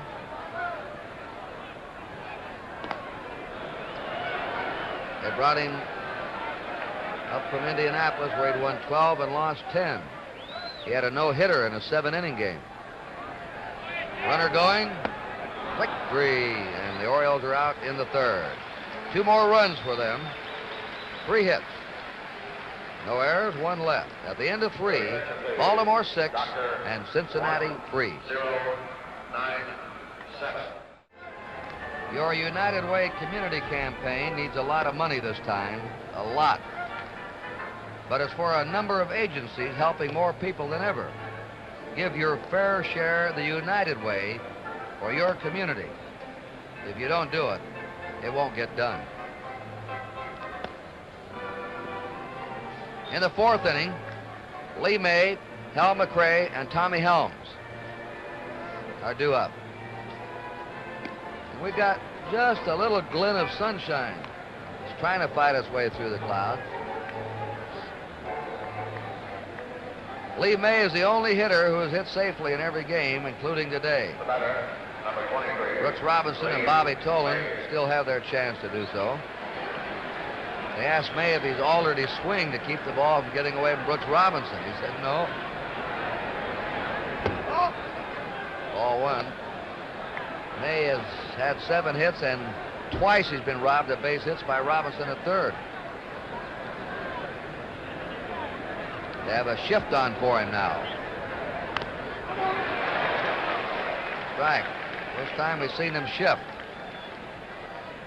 With Robinson, Belanger, and Dave Johnson all on the left side of the infield. Tony Cloninger warming up in the red bullpen.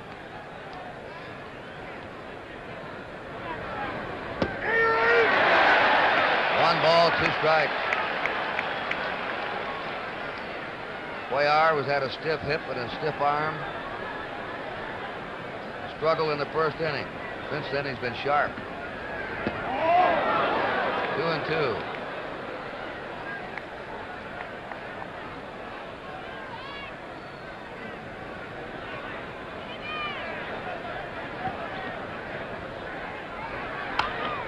There's hit to Robinson and back of the bag. Fell down at home plate. The throw goes over the foul. May fell down on the plate. Couldn't get out of the box. He's out. Robinson to foul. I'll look at the Brooks Robinson play on the smash off the bat of Lee May. Number 11. And again, very sure-handed in the setup for the throw, and now he can relax and take his time as he knows that May is on the ground and unable to run. A high pop-up by Hal McRae. Belanger, the shortstop. 2 down. McRae had doubled his first time. 9 in a row now. Cuellar is set down. Tommy Helms grounded to short his first time. Tommy Helms. Cuellar accounted for the only Oriole victory in last year's World Series. 16 innings against the Mets, he allowed only 2 runs. Ball 1 to Tommy Helms. Baltimore's ahead 6-3. Concepcion's on deck. This is the top of the 4th inning. And it's popped up once more. Boog Powell calling for it. 3 up and 3 down for the Reds. At the end of 3.5 innings, Baltimore 6, Cincinnati 3.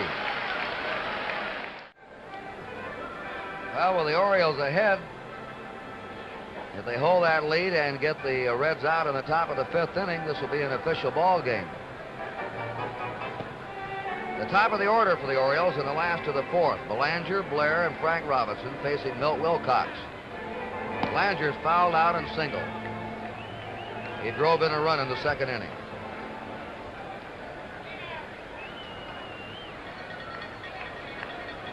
The batter, number 7, Mark Belanger.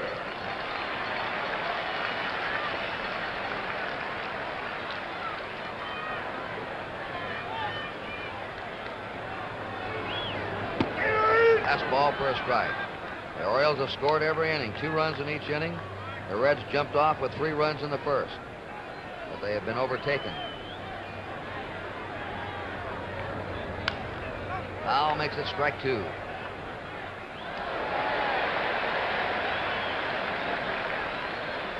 Paul Blair will be up next.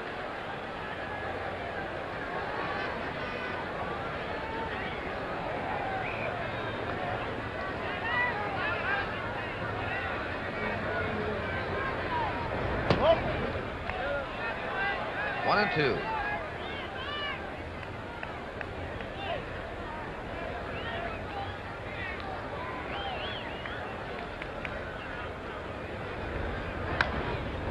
Foul back again.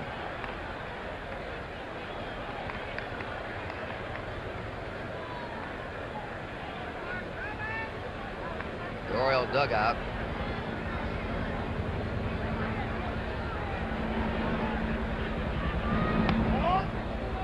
Two. Nobody on, nobody out.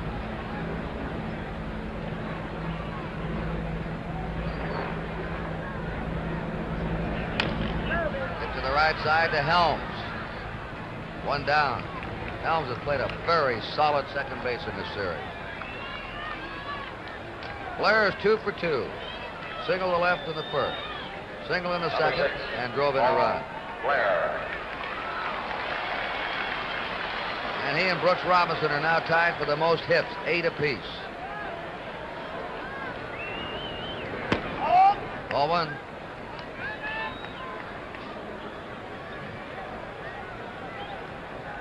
The Orioles are leading the Reds 6-3 in the last of the 4th. Changeup is over. 1-1. Frank Robinson will be up next.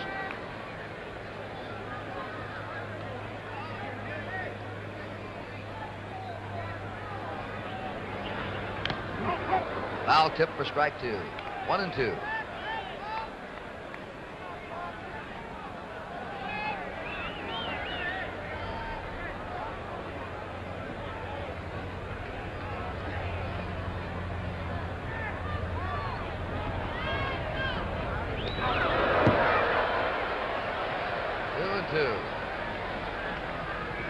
The record for most hits in a 5-game series is 9. held by 6 players. The last to do it was Bobby Richardson in the 1961 series. Blair and Brooks Robinson each have 8. 3 up, 3 down for the Orioles in the 4th at the end of 4 innings. Baltimore 6 and Cincinnati 3. Number 13, Dave Concepcion. Dave Concepcion is going to lead off and will have a pinch hitter for Wilcox. Angel Bravo will be up next. Then to Bobby Tolan at the top of the order. Foul ball out of play. Mike Cuellar gave up 4 hits in the first inning and 3 runs. That's Bravo. And since then, he's not allowed a base runner. 10 Reds in succession have gone down.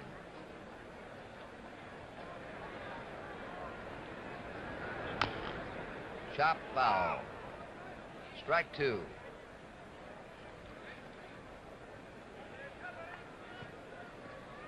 That's Wilcox. That hot smash, I think, hurt him off the bat of Frank Robinson. He had ice packs on him and have taken him into the clubhouse. Ground ball to Belanger. 1 down. Angel Bravo coming up. Bravo hit .310 as a pinch hitter this last year. 277 for the season. He's nothing for 2 in the World Series. Angel Bravo.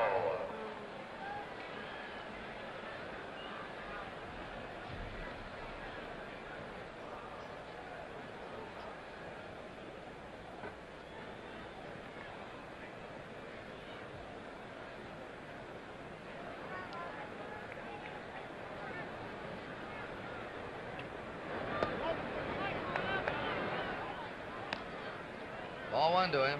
Tony Cloninger will come in to pitch in the last of the 5th inning for Cincinnati. Baltimore leading 6-3. Top of the 5th. Ball 2. Bobby Tolan on deck. Bravo lives in Santa Rita, Venezuela.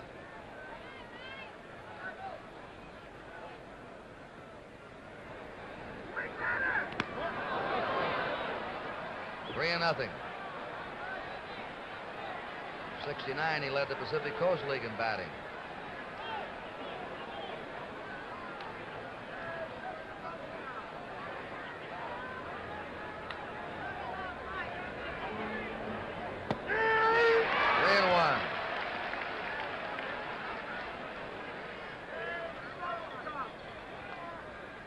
Home plate umpire Bill Williams' voice booming out today. The 3-1 delivery. 3-2.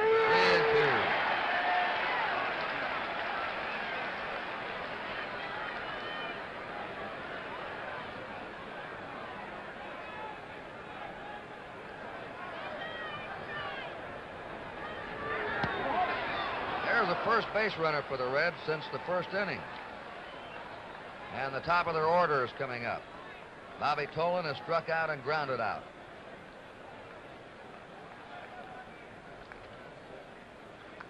Action is going to start again in the Baltimore bullpen.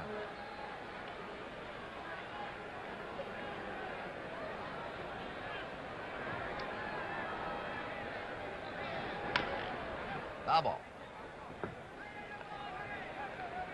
Tom Phoebus warming up.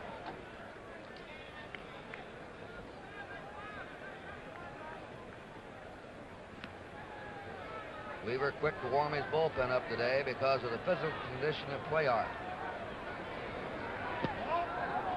1-1. He's been complaining of a stiff hip and a stiff pitching arm.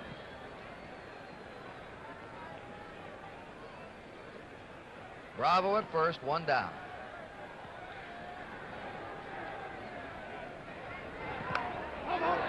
Tried to get out of the way of that inside pitch. Fouls it off. 1-2.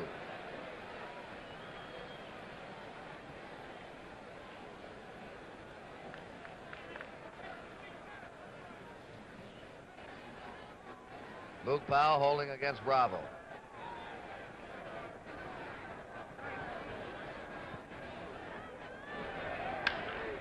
Fly ball to left field. Merv Redmond is there. 2 down.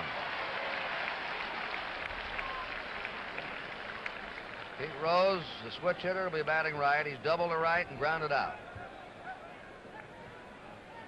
1 more out, and this is an official ball game.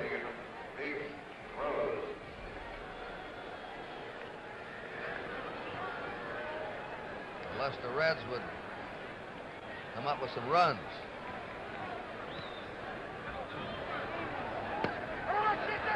He committed himself. It's a strike.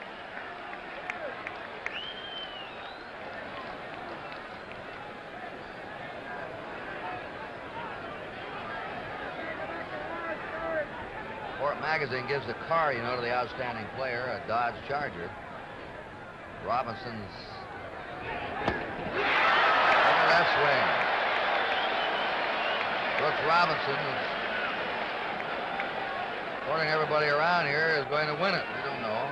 I would say it'd be Robinson or Lee May. You could say at least he's made a down payment.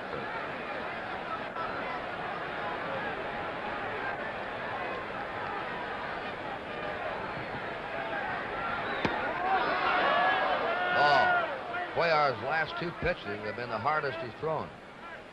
1 ball, 2 strikes to Rose, 2 down. Angel Bravo at first base.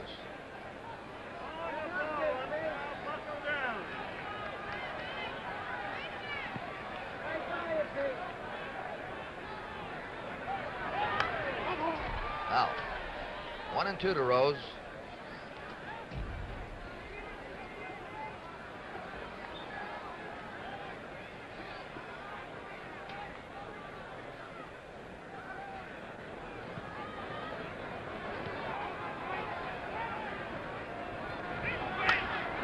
The drive hit to deep right. Robinson backing up. And we now have an official ball game here in Game 5 of the World Series. In the 5th inning, no run, no hits, no errors, 1 left. At the end of 4 1/2, Baltimore 6, Cincinnati 3. Tony Cloninger's coming in for the Reds, and while he warms up, let's go down to Tony Kubek. With me on the field, the chairman of the board of the Baltimore Orioles, Mr. Jerry Hoffberger. And Mr. Hoffberger, you and your staff have put together one of the finest teams in baseball history. Well, Tony, we have a great team, and I think the credit goes to Harry Dalton, Frank Cashin, and Earl Weaver, and the coaches. They're the guys who really run the club, and the fellows out there doing the job for them. And we're glad to be here today. Well, you put on a fine performance, and that guy you've got at third base is unreal. We'll come back and see him next year, Tony. Jerry, thank you so much. Let's go back upstairs. Thank you. Tony Cloninger will become the 4th Cincinnati pitcher. Merritt, Granger, Wilcox, and now Cloninger. The Orioles are leading 6-3 as we go to the last of the 5th inning. And to take over the play-by-play, the voice of the Baltimore Orioles, Mr. Chuck Thompson. Thank you, Kurt, and again, good afternoon, everybody. Here is Cloninger. He was the loser in the 3rd game, the first one played here in Baltimore. He pitched 5 1/3 innings, 6 hits, 3 walks, 3 strikeouts, 5 runs, and was nicked by the home run bat of Frank Robinson in the 3rd and Don Buford in the 5th inning. Tony Cloninger. And it'll be Boog Powell, who had been 0 for his last 8 official at-bats until he doubled into right field in the 3rd inning.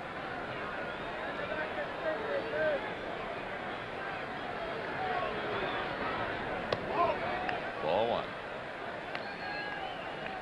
30-year-old Tony Cloninger, and if he looks big and strong, he is exactly that. 6 feet, 215 pounds, from Lincoln County, North Carolina. Tony Perez, waiting for the pop-up. 1 gone.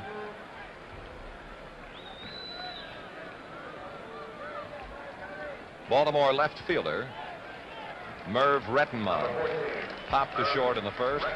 He singled to knock in the Orioles' 5th run in the 3rd inning. Baltimore 6 runs, 8 hits. Cincinnati 3 runs, 4 hits in this last half of the 5th inning.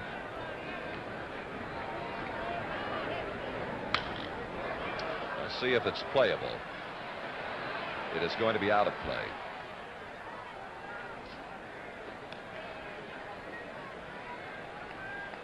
In this World Series, now in Game 5, Tony Cloninger becomes the 16th pitcher used by Cincinnati.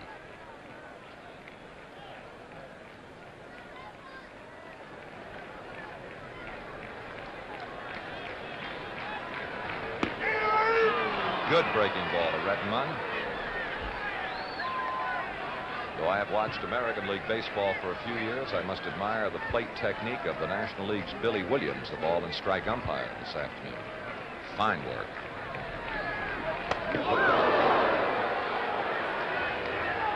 One and two.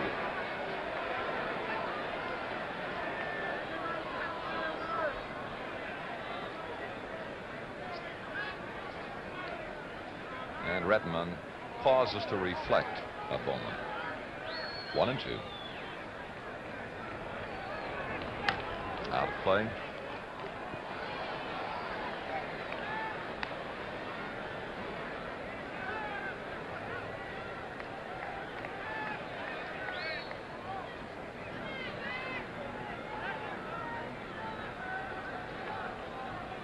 Cloninger, in 19 starts this year, did not pitch a complete game.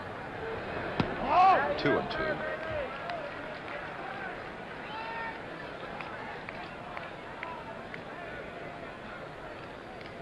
He was the starter in the third game of the playoffs against the Pittsburgh Pirates. Came out with no decision. And that'll make it 3 and 2 to Rettenmund.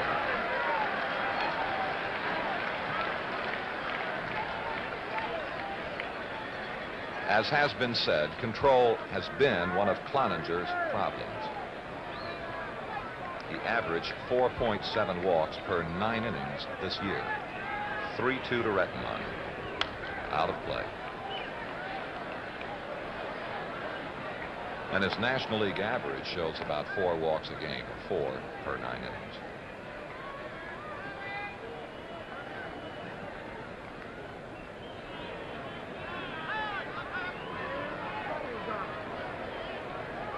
(3-2) again to Rettenmund. Out of play. As has been mentioned, Cloninger's best year in baseball, and what a year it was, 1965 with the Milwaukee Braves. He won 24 and lost 11. Since that time, his best year with the Atlanta team was in 1966, winning 14, losing 11. Right field, if it stays fair, it could be trouble. If it stays fair, it is. Fair ball, home run for Rettenmund.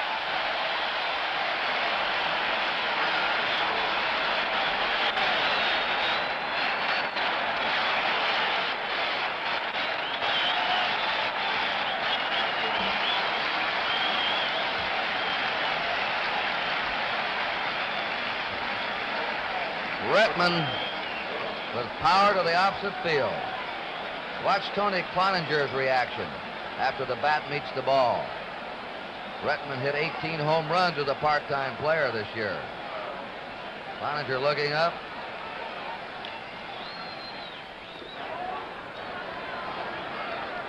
Brooks Robinson, ball 1. Brooks 0 for 2 this afternoon. Fly to left, grounded to second base. 1 out. Baltimore 7, Cincinnati 3. Out of play. 1 ball, 1 strike.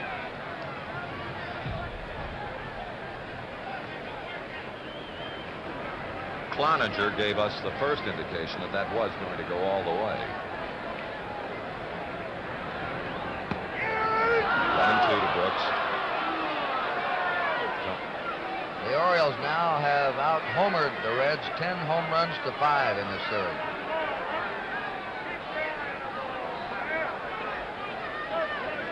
One and 2 the count to Brooks Robinson. 1 out. Well, let's see if the shortstop can get back on it or the center fielder in. No one. And Brooks Robinson fell rounding first base. He is apparently all right, perhaps a little embarrassed. But that now is the 9th hit in the 1970 World Series for Brooks Robinson, tying a record that Kurt Gowdy mentioned earlier. The last one to do it, Bobby Richardson, 1961. The second hit off Cloninger, and the 10th Baltimore hit in Game 5. Dave Johnson has walked and has singled to knock in the Baltimore run. 1 out. Brooks at first.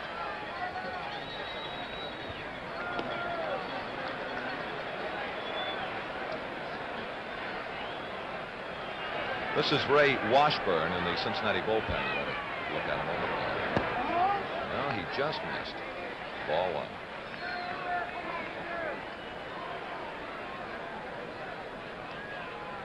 If you had been in Baltimore with us early this morning, you could not possibly have believed that the Orioles and the Reds could play a couple of innings, let alone get to the bottom of the 5th. Fair ball. In the left field corner, you're watching McRae. Brooks is to third, and they hold him there. And to second base, Dave Johnson, his second two-base hit of the series.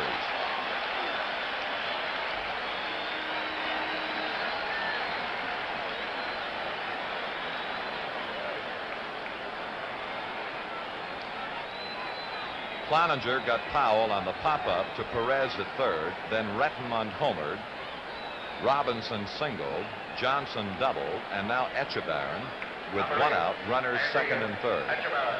Outside of Clay Carroll, the Orioles have treated the bullpen of the Reds very roughly. And the strategy, as you see by Cincinnati, intentional pass to Etchebarren.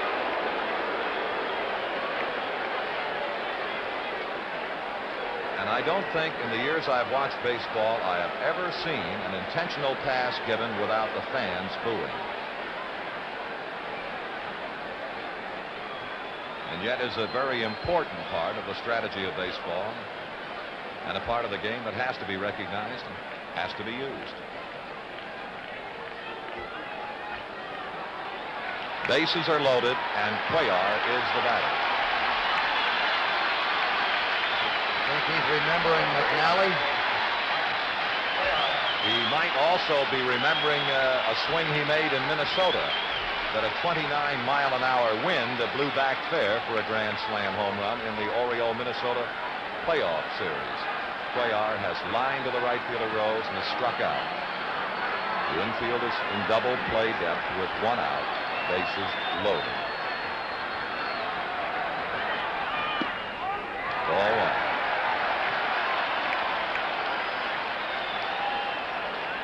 Here are the base runners. Look around.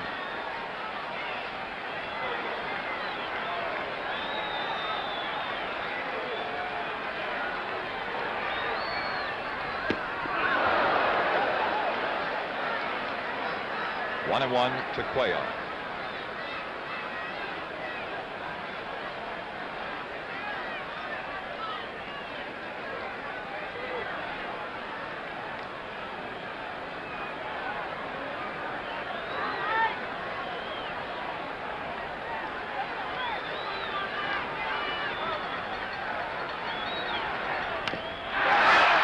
They might turn it to a double. Nope, they couldn't get Cuellar.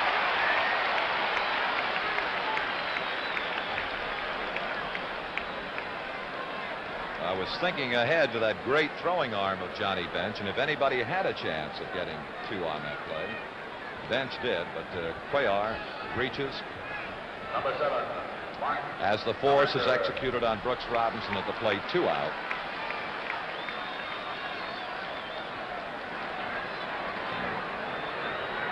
Bases remain loaded and Mark Belanger. Watching Pete Rose calling for it. Final out of the inning. But at the end of 5 innings, the score is now Baltimore 7 and Cincinnati 3.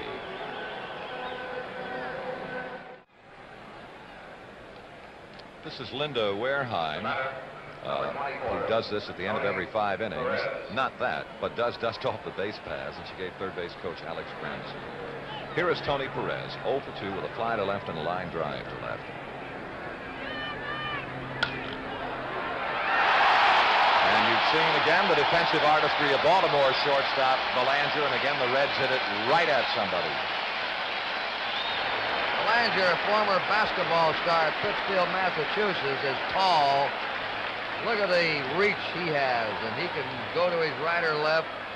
Tough to get that ball through that left side of the Baltimore infield. Here is Johnny Bench. Single to knock in the Reds' first run. Let's see whether Dave Johnson, he will. Second baseman Johnson making the play. 2 down, top of the 6th.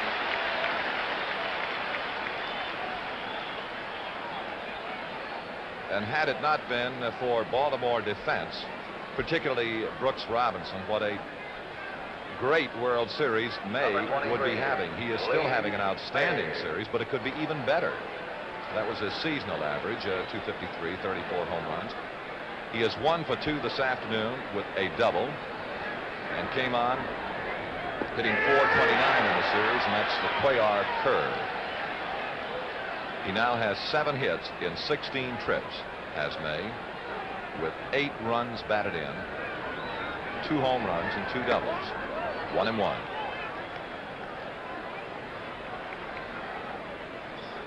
And if you take Brooks Robinson off third base, you can add more to the Lee May figures. 2 and 1. 2 out. Nobody out. Cuellar retired 11 in a row following McRae's double in the first inning.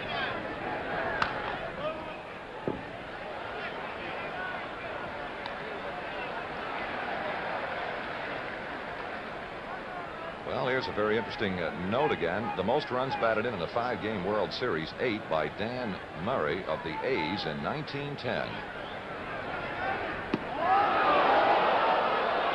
3-2 to May. And if the series ends today, Lee May will tie the record, or he could break that record. He has now 8 runs batted in. And we are in the 5th game. Watch Paul Blair. And it apparently is quite playable for the final out. So at the middle of the 6th inning, the score is Baltimore 7 and Cincinnati 3. In the Baltimore half of the 6th inning, Paul Blair, who singled in the first, singled in the second, and struck out in the fourth, will face Cloninger. The batter, number 6, Paul Blair. I think it can be said without fear of contradiction, there is not a better center fielder in the American League than Paul Blair. Kurt? Sparky Anderson compares him to Willie Mays, how shallow he plays. Well, that's putting Paul Blair in outstanding company. That makes it 1-1, and you saw Frank Robinson, the on-deck hitter.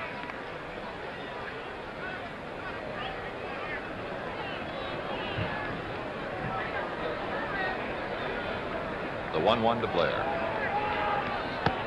No, just a bit high. 2-1.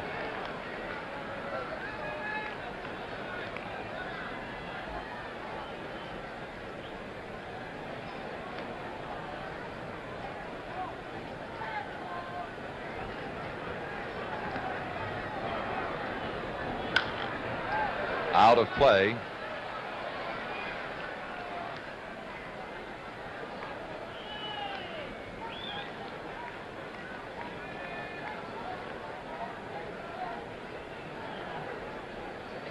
Baltimore with 7 runs, 11 hits. The Reds 3 runs on 4 hits.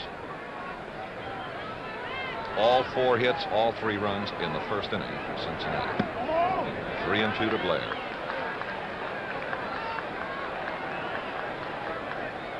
Starter Cuellar has had streaks where he retired 11 in a row and is currently working on a streak of retiring 5 Reds in a row. 3-2, Cloninger to Blair.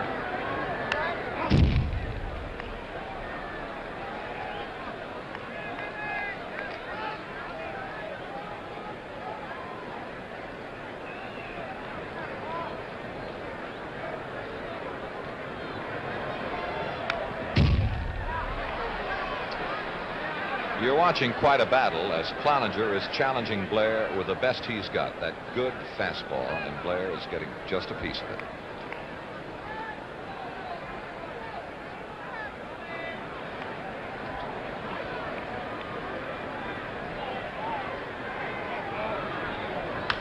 Out of play again.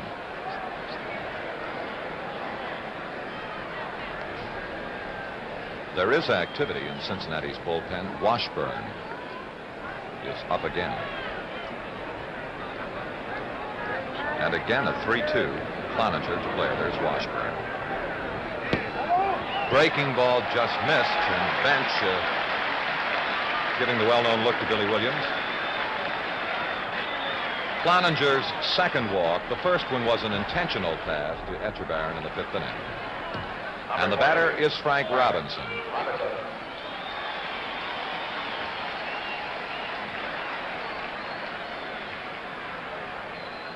It was Frank who ignited the spark for Baltimore in the 1st inning after Cincinnati had tallied 3 times against Cuellar in the top of the 1st. Frank hit his 2nd World Series home run of 1970 to make it a 3-2 ball game in the 1st inning.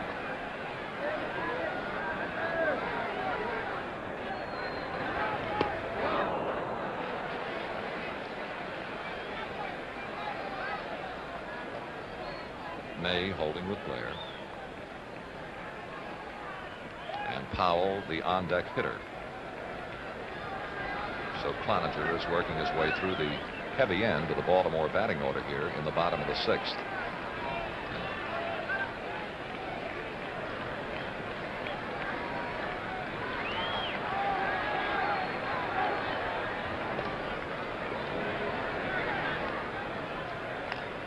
Frank has 6 lifetime World Series home runs, leads active major leaguers, tied for 11th in the all-time list of home run hitters.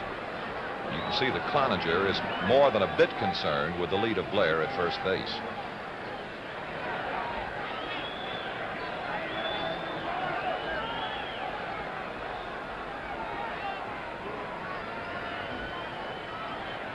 One strike pitch to Frank. 1-1. Blair held. He's not going anywhere. The fellow that we've been watching on the pregame show during the World Series, no longer active as a player, Mickey Mantle, has the most World Series homers. He had 18. A ball and a strike to Frank Robinson.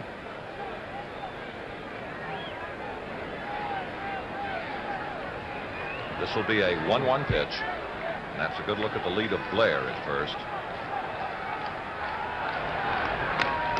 Out of play.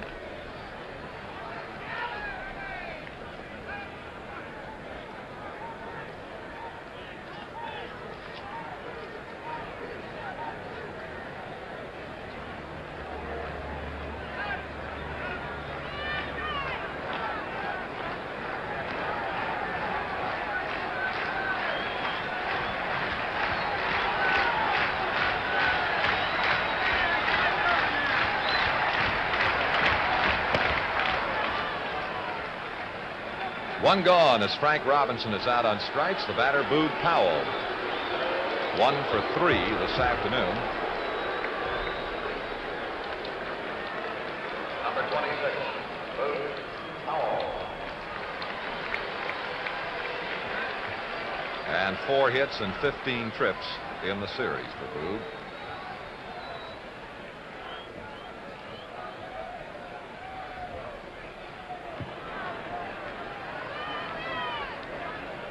May is still holding with Blair at first base.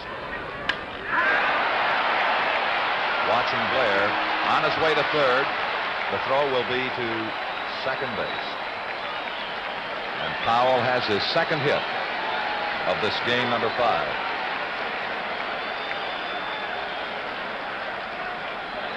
Only in the 4th inning this afternoon have the Orioles been kept off the bases, as they were 3 up and 3 down in the 4th.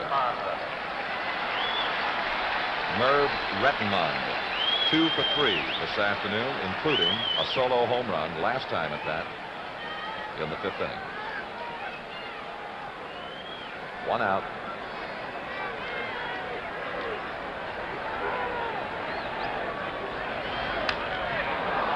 And Perez may have a play. 2 down now.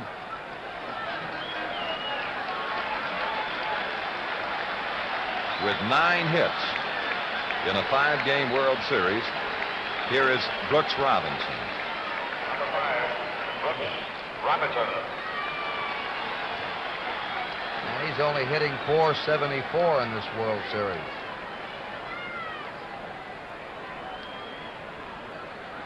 Blair third, Powell first. May does not hold with Powell.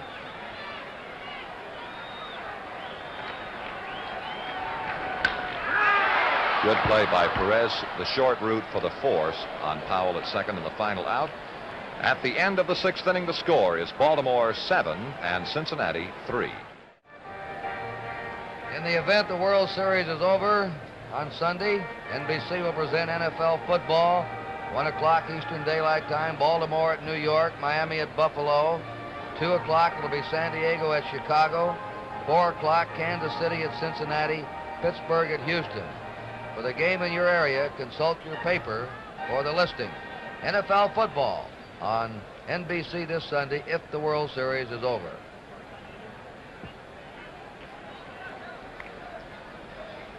For the Cincinnati Reds, top of the 7th inning, it'll be McRae to lead off. Hal doubled in the 1st inning to knock in 2 of Cincinnati's 3 runs. Pop to the shortstop in the 4th. Ball 1.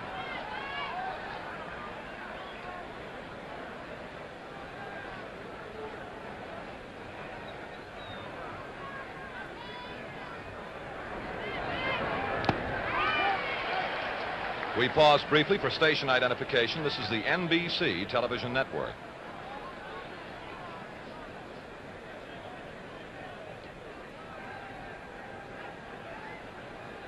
One pitch, Cuellar to McRae. Ball 2.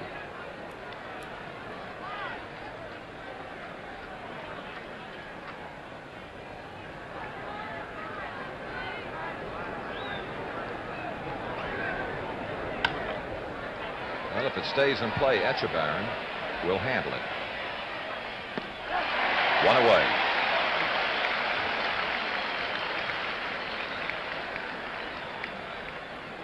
Cuellar's best pitch right now is his fastball, and he's got a good one, and he's relying on it. Shaky start in the 1st inning, 3 runs and 4 hits. But evidently loosened up. He is not allowed a hit since the 1st inning. And now has retired 6 in a row following the walk to Bravo in the 5th inning. The batter, Tommy Helms. Breaking ball in.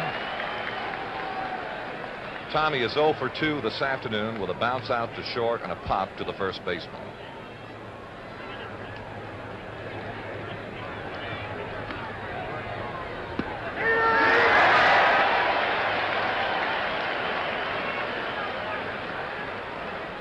Washburn in the Cincinnati bullpen. 2-strike pitch to Helms. Foul ball.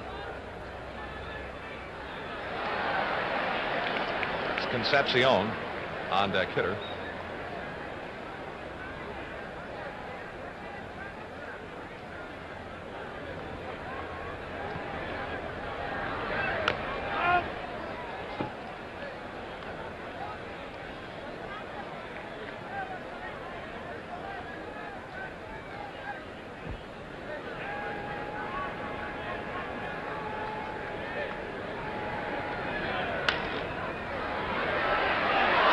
The glove of Dave Johnson, and we'll see what the official scorer rules. Base hit or error.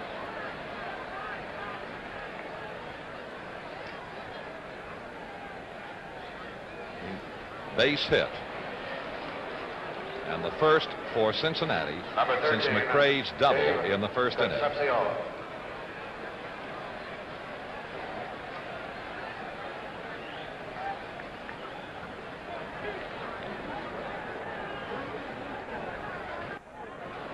Here is Concepcion, who has popped to second and bounced to short.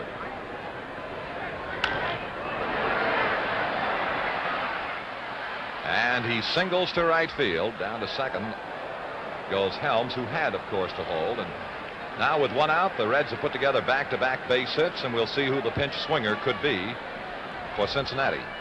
Kurt?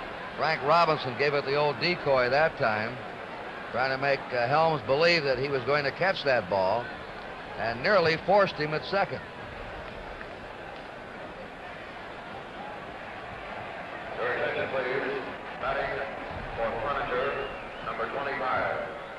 Bernie Carbo is has been announced now as the pinch hitter for Tony Cloninger. Dick Hall is throwing in the Oriole bullpen. This will be Bernie Carbo. Bernie is now in his 4th World Series game. He has been to the plate 7 times without a base hit. He hit .310 over the year with 21 home runs. Fine-looking first-year man for Cincinnati. Well, the Reds have got something going with 1 out. Helms at second, Concepcion at first, and pinch hitter Carbo at the plate.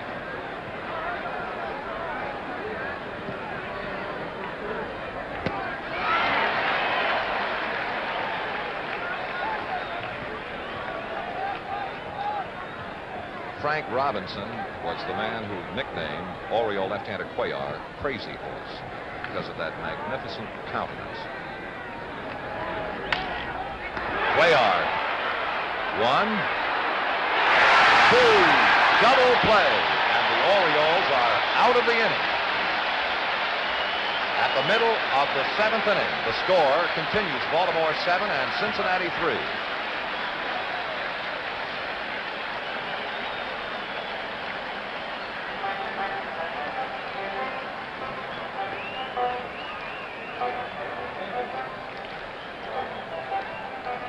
And so at the middle of the 7th inning, the score is Baltimore 7 and Cincinnati 3.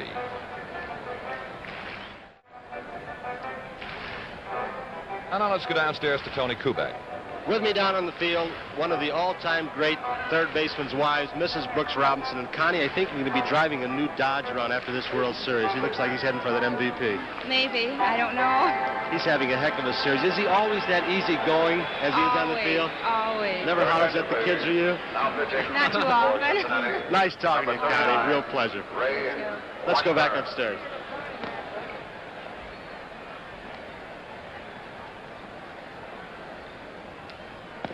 On the screen, Ray Washburn, and he was 4-4 on the year, and the ERA 6.95, and this is his first appearance in the 1970 World Series. And in the last half of the 7th inning, he will face Dave Johnson, Andy Etchebarren, and Mike Cuellar. And Cincinnati now has used 17 pitchers in the 5 games. Johnson walked, singled, and doubled. He now has 4 hits. He also has a run batted in this afternoon.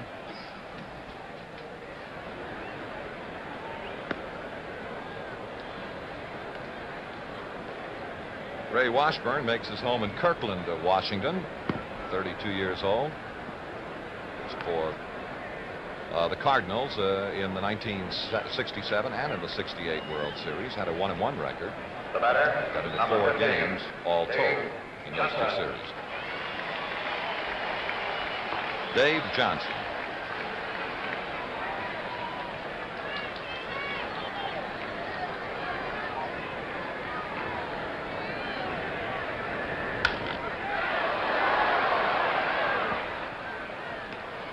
One away.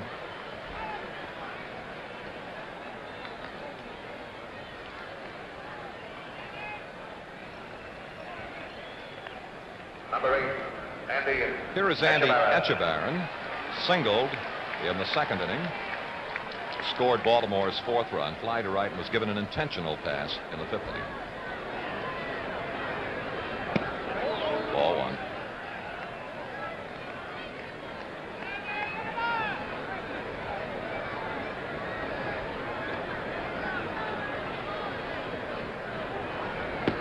Ball 2.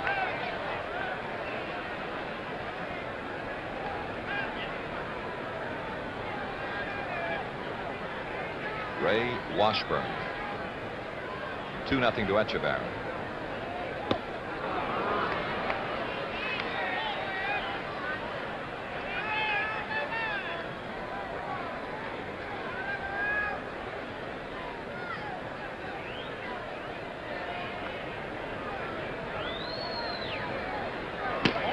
Three and 1 to Etchebarren.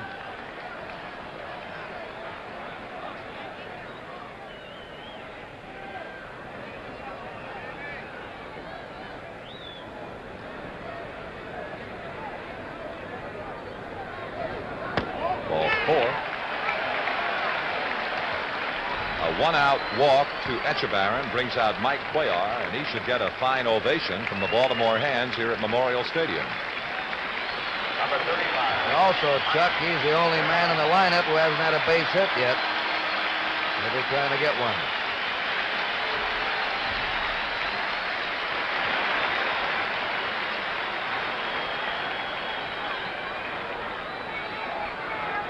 Quite an interesting story right there. Defeated every team he faced in the American League 69 to 70. Every team in the league.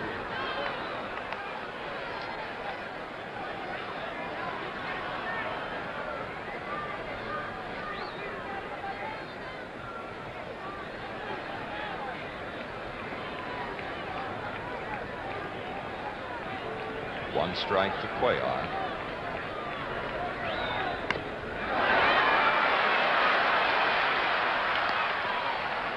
And he's got the sacrificing Cuellar, advancing Echebarren to second. 2 out, and Mark Belanger. Cuellar, McNally, and Clyde Wright of the Angels defeated all of their opponents in the American League this year. In '69, Cuellar and Palmer had the same success, defeating all other clubs in the American League at least once. Belanger has 1 hit in 4 trips this afternoon, but it knocked in a run for Baltimore in the second inning.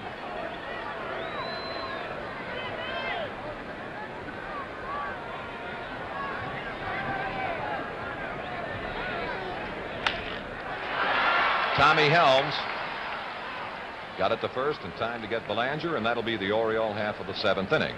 So at the end of the 7th inning, the score is Baltimore 7 and Cincinnati 3.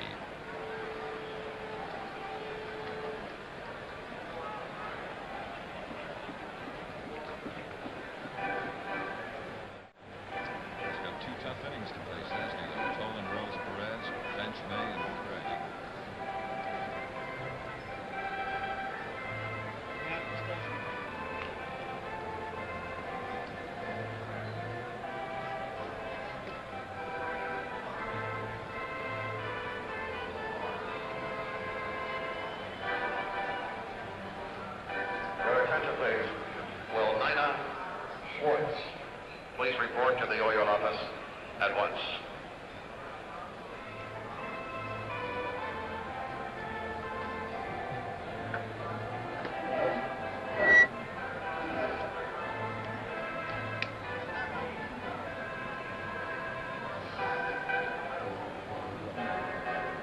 It looks like David, let me check. I think it's measured. 3 seconds. 2, later. We pause now for station identification.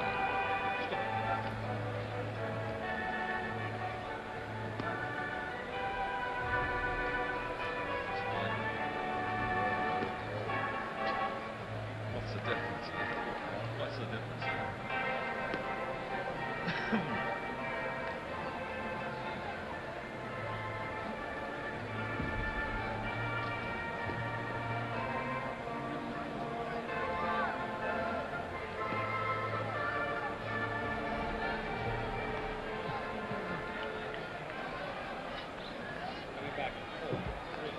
The batter, number 28, Bobby Tolan. The top of the 8th inning, game number 5, the 1970 series, brings the Cincinnati Redlegs leadoff hitter, Bobby Tolan, then Pete Rose, and then Tony Perez against Mike Cuellar.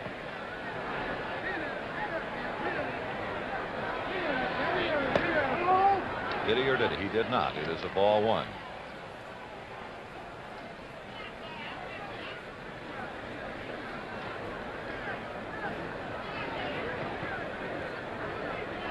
Ball 2.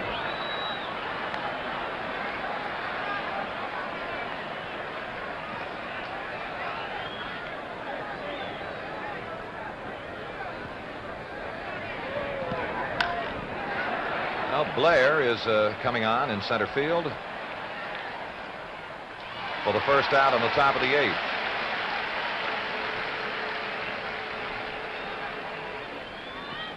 And now Pete Rose doubled in the Cincinnati first, scored the first run. Since then, grounded a second fly to right.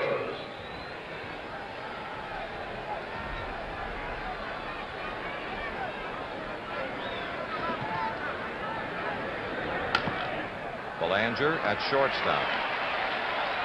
2 gone in the 8th, and the applause gets a little louder with every out now. Here is Perez. Fly to left, line to left, and Belanger made a great leaping catch to take a base hit away from him in the 6th inning. Right-handed Dick Hall, left-handed Pete Rickard are working in the Baltimore bullpen. 2 out and an on. Hard slider, ball 1. And I believe by crowd reaction that we're getting a slight drizzle here at the stadium now.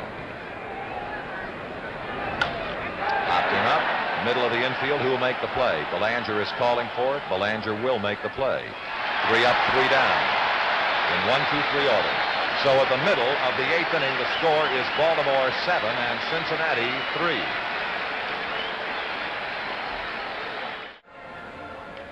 Baltimore in the bottom of the 8th inning. Paul Blair, Frank Robinson, Boog Powell against Washburn. And apparently there is a slight drizzle beginning to fall at Memorial Stadium as we go to the last half of the 8th inning. And the Orioles have to consider themselves extremely fortunate that with the weather confronting them in Baltimore this morning and up until noon today, that they were able to get along as far as they had in Game 5 without a deluge. Thunderstorms were predicted, intermittent rain, and this is the first drizzle that we have had since the early moments of the game. Blair. Strike 1. Blair has had 2 hits and 3 trips.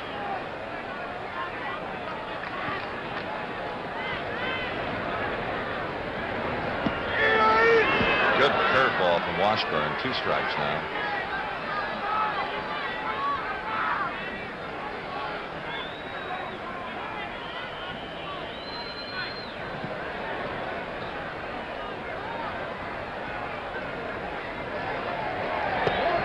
One and 2.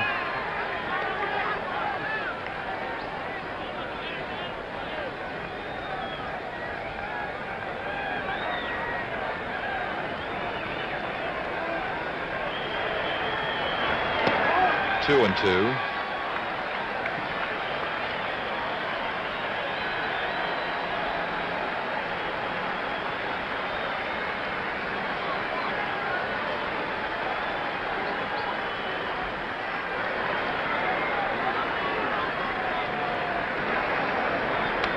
Out of play.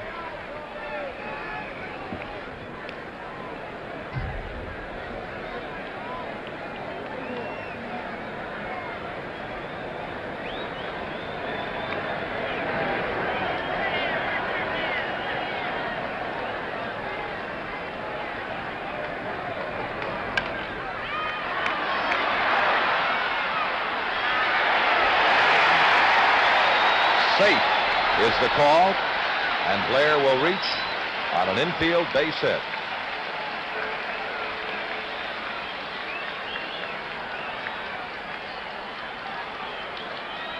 This is quite an effort here by Concepcion. A throw with something on it, just missing Blair at first. But Blair has come up with his 3rd hit today, and now, like Brooks Robinson, he has 9 hits in a 5-game World Series if this one ends today. Frank Robinson homered in the 1st inning with a man aboard. Since then, has fly to center, hit a shot off the pitcher, and was thrown out by 3rd baseman Perez in the 4th inning and struck out in the 6th. Ball 1.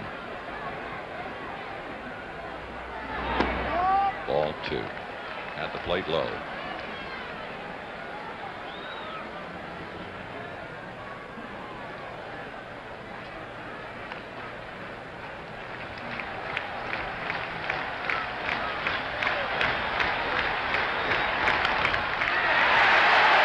Robinson to right field. Blair will hold at second.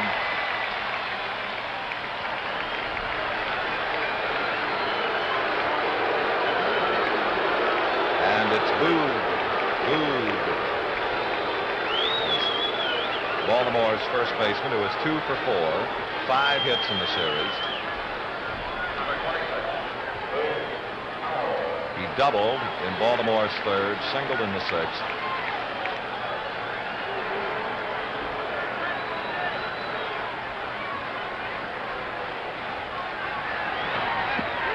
Good curve from Washburn. Strike one.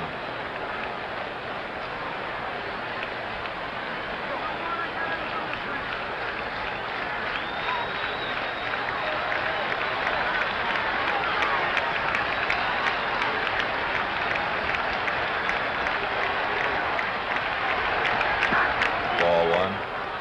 Clay Carroll is throwing in the Cincinnati bullpen. Here he is.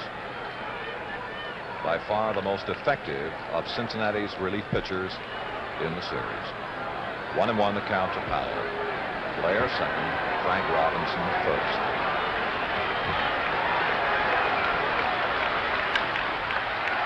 Lee May is in trouble. Blair is coming home. Alert base running on the part of Paul Blair. Checks in Baltimore's 8th run.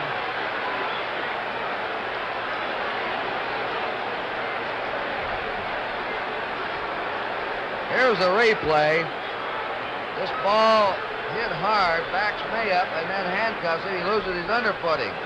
Slips and falls down. As Tommy Helms picking the ball up, throwing the pitcher, and Blair scored on the play. The pitcher with his back to the plate. Here's Blair, who was on second, and he just rounded third and kept coming when he saw Washburn with his back to him at first. And Baltimore leads 8-3, 1 out. Frank Robinson at second base. Rettenmund on a 2-for-4 afternoon against Washburn. The out at first on Powell, first baseman, the second baseman for the pitcher cover. Out of play. Kurt. By the way, Powell gets an RBI. Correct. He was out 3-4 to 1, but Blair scored on the play, so give Powell a run batted in. 1 strike to Rettenmund. 1 out. Ball one.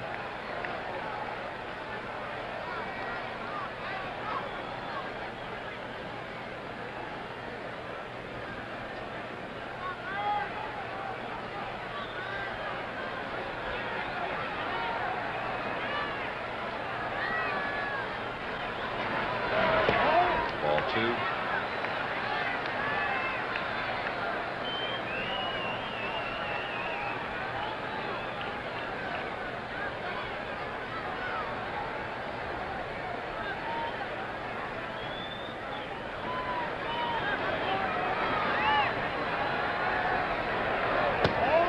Three and one now to Merv Rettenmund.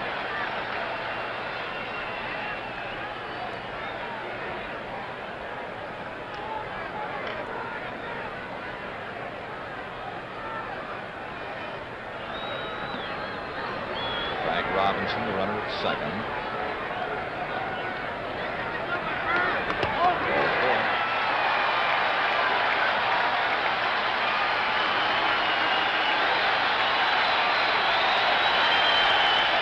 A standing ovation for Brooks Robinson.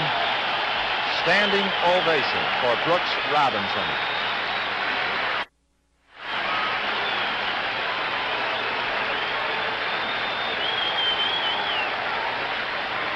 We're going to bring Clay Carroll on. Brooks Robinson has a chance, if this series ends today, if he gets a base hit, to break the all-time record for most hits in a 5-game series. He and Blair each have 9. So while we wait for the pitching change, there's a break in the action here at Baltimore with a score of the Baltimore Orioles 8 and the Cincinnati Reds 3.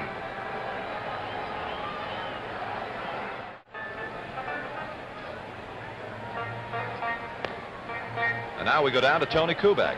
I'm seated with Mr. Joe Cronin, president of the American League. And Mr. Cronin, this has got to be one of the finest teams to represent your league in many a year. Tony, the American League's really proud of this great ball club. It reminds you of the great Yankee teams of old. They have the defense, they have the fine pitching, they have a bullpen, and a great defensive team, as you've always said. And with the punch. as a fine ex-shortstop in the Hall of Fame himself. What about Belanger? He's kind of unsung on this team. Isn't Belanger a fine fielder? He's sure-fisted, got a great arm, good on relays, and I think that jump and catch that he made of that line drive off Perez, incidentally, Perez hit the ball good both times, that one to Belanger and the one to left field, and Belanger made a great play. He's a great player. Mr. Joe Cronin, thank you so much. Let's go back upstairs. Thank you, Tony.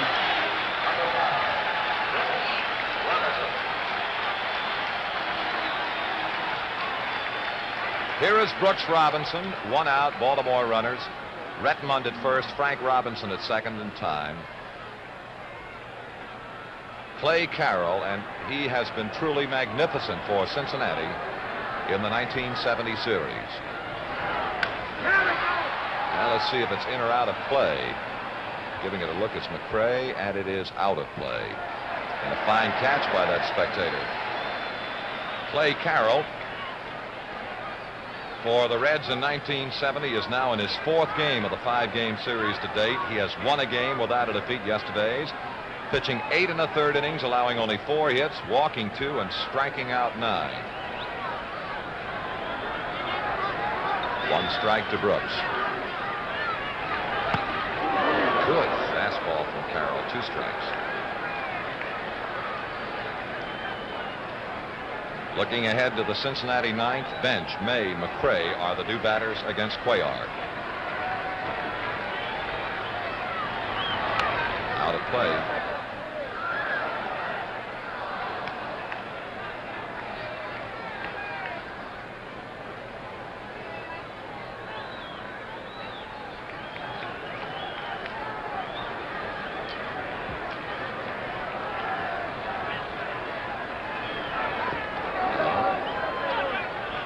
One ball, 2 strikes.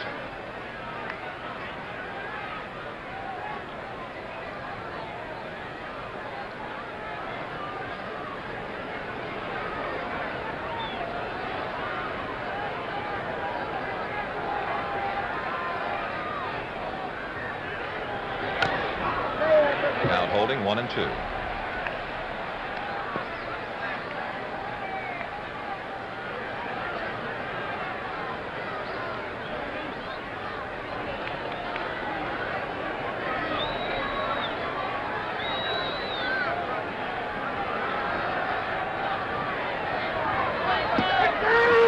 Good pitch from Clay Carroll, and Brooks Robinson is a looking strikeout victim and is still rewarded with a standing ovation as he heads for the Baltimore dugout. They're getting up behind the dugout. And this most popular of all to wear the uniform of a Baltimore Oriole, if the series ends today, you can use all of the superlatives you can think of, and it would describe his play in this series. Here's Dave Johnson. 2 out now. Retmund first, Frank second. Ball 1 to Dave. Dave with a 2 for 3 afternoon, a single and a double.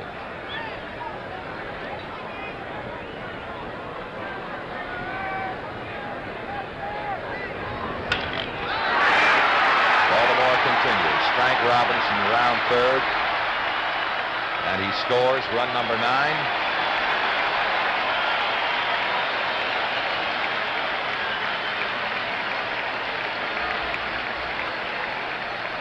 Kurt? We're talking about all these other Orioles. Here's a very underrated player, Dave Johnson. And now Andy Etchebarren. Number 8, Andy Etchebarren.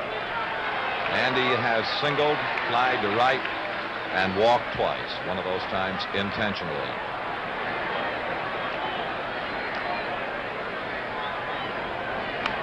Out of play.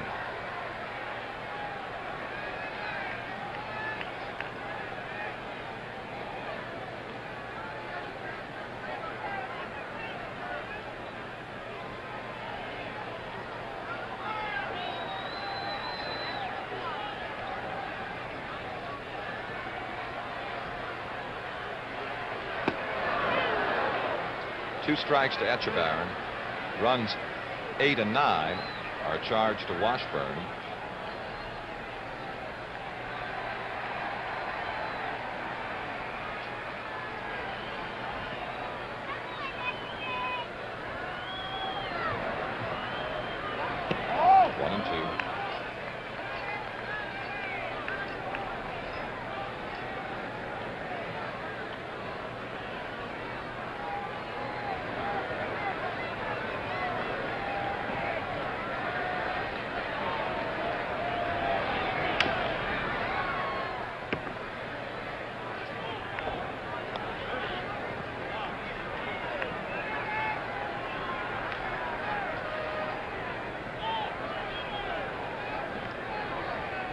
In the Baltimore bullpen, the right-hander Hall, the left-hander Rickard. Rickard way to the right side of the picture. 2-2. It gets beyond the catcher, and they're just going to hold where they are. No advance. 2 out in the inning, and 2-2 now the count to Etchebarren. Again, I point to the Cincinnati ninth inning. 2 batters, Bench, May, and McRae.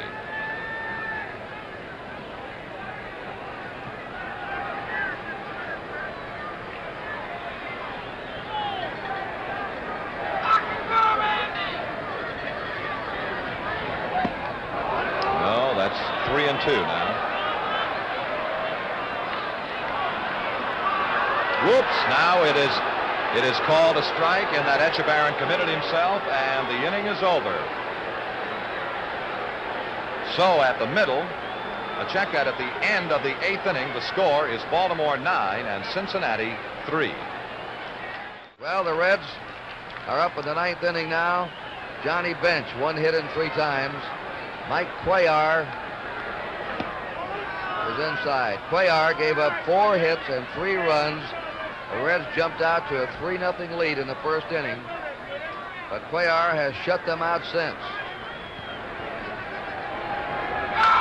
Foul ball. 1-1. And as Earl Weaver remarked before the game, I may let him stay in there longer than I normally would another pitcher. Sometimes he gets roughed up in the 1st inning or 2, but he needs to loosen up. And he started loosening up in the 2nd inning. 1 ball, 2 strikes.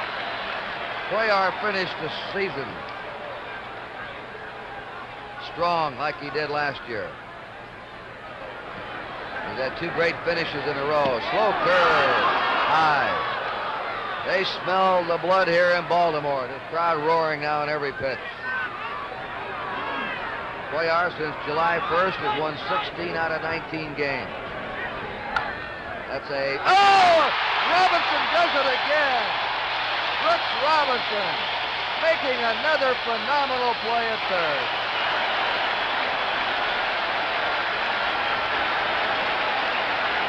Here it is. You watch it. We're getting used to seeing this. Diving, taking it in foul territory. It's been a baseball ballet at third base in the 70 series. A long drive foul by Lee May. And Robinson has already been named the winner of the 16th Annual Sport Magazine World Series Award as the outstanding player in the 70 series. No question about it. Strike 2 to Lee May, who's been the top player for the Reds. Lee May deserves a lot of credit. He's had a great series.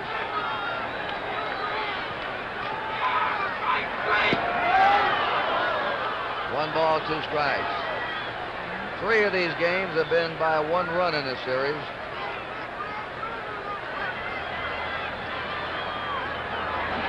Checking out.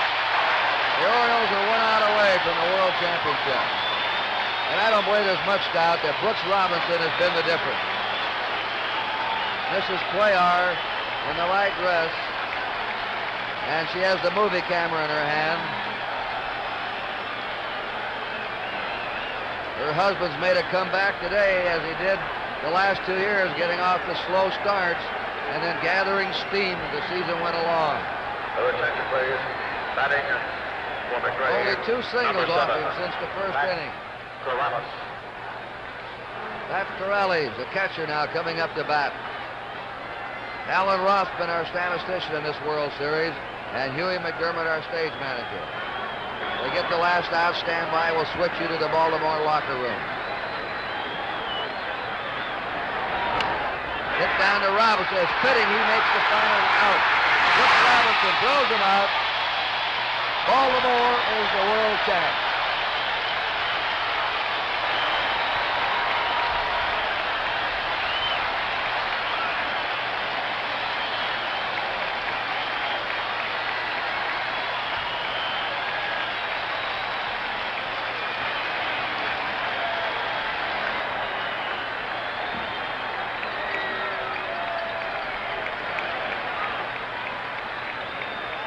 The Reds were murderous against left-handed pitching this year, but McNally and Cuellar have defeated them in the World Series.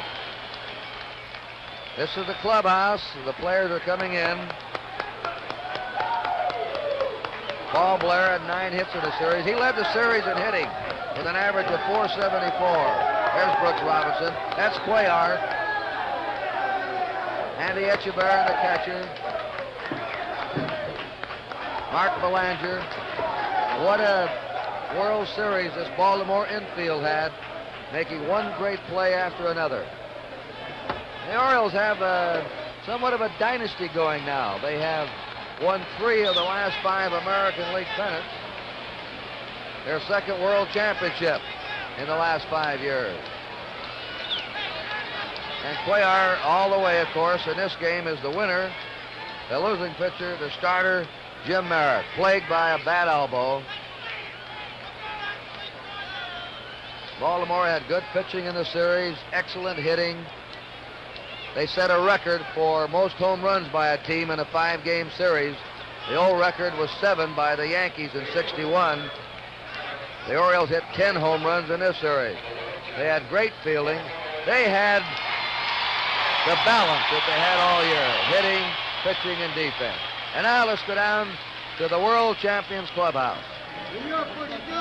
Well, we're in the clubhouse of the world champion Baltimore Orioles, and the first to business will be Commissioner Bowie Kuhn presenting the championship trophy to the most deserving manager in baseball, Earl Weaver. Commissioner. Earl, on behalf of all baseball, I want to present this championship award to you, for you and for all the Orioles. We knew you were a great baseball team. We knew it last year. You've proven yourself real world champions. We're all proud of you. Your trophy. Thank you very much, Commissioner. It's a tribute to all the ball players and all the things they've done the last 2 years. And we wanted it so bad last year. I'm just glad we got it this year. Thank you very much, Earl. And right beside you is Mr. Gerald C. Hotberger. Jerry, how do you feel about this trophy? Well, I feel fine, but if Earl doesn't stop shaking, the whole building's going to fall down. There's Harry Dalton and Frank Cashin, and I think they deserve a lot of congratulations, too. Earl, let's see if we can't get Harry Dalton and Frank Cashin in here for the benefit of our NBC cameraman. Would you come over, please, Frank? I'm sure that's and Harry Dalton. Earl, stay here. Will you please with Harry? Thank you very much.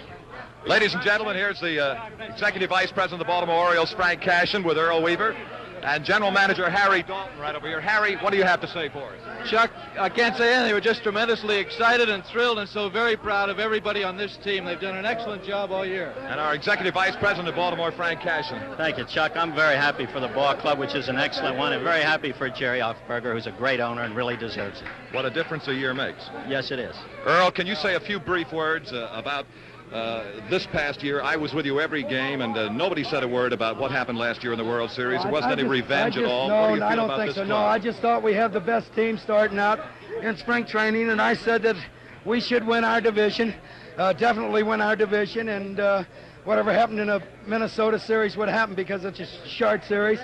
And the same with the World Series, but we wanted it all, if we could possibly get it. Is this club better this year than the '69 club? I don't know. I really don't know.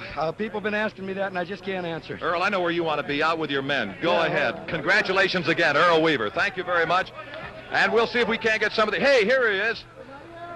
Here is the winning pitcher in the deciding game of the 1970 World Series, Mike Cuellar. Mike, I'll not ask questions. Anything you care to say for the NBC worldwide television audience? Oh, well, like I said, I'm so excited now. We get, real happy now with the guys over here.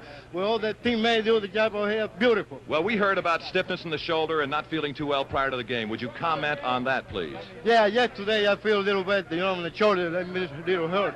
What about a hip?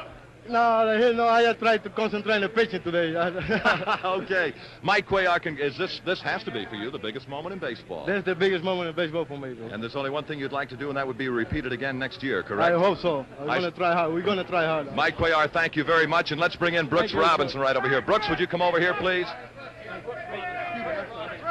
Here is Brooks Robinson, and Brooks, everyone tells me that you're going to be the player of the 1970 World Series. Any comments? No, I'm just glad it's over. It was a great series, and things just really broke great for me. And I tell you, it took 25 of us, and this group worked together and played together and all year, and it's great to be number one.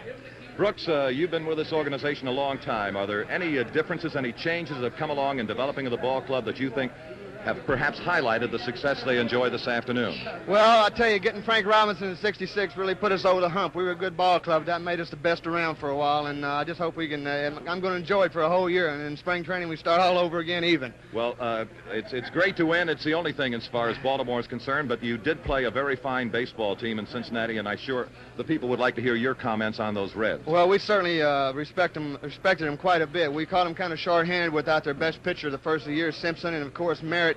He certainly wasn't himself today. He pitched against us in this league, and he just wasn't throwing. I know he had a bad elbow, and that was the big thing. I felt like we were going to score on their ball club, and if we kept them from breaking it wide open, well, we'd be in good shape.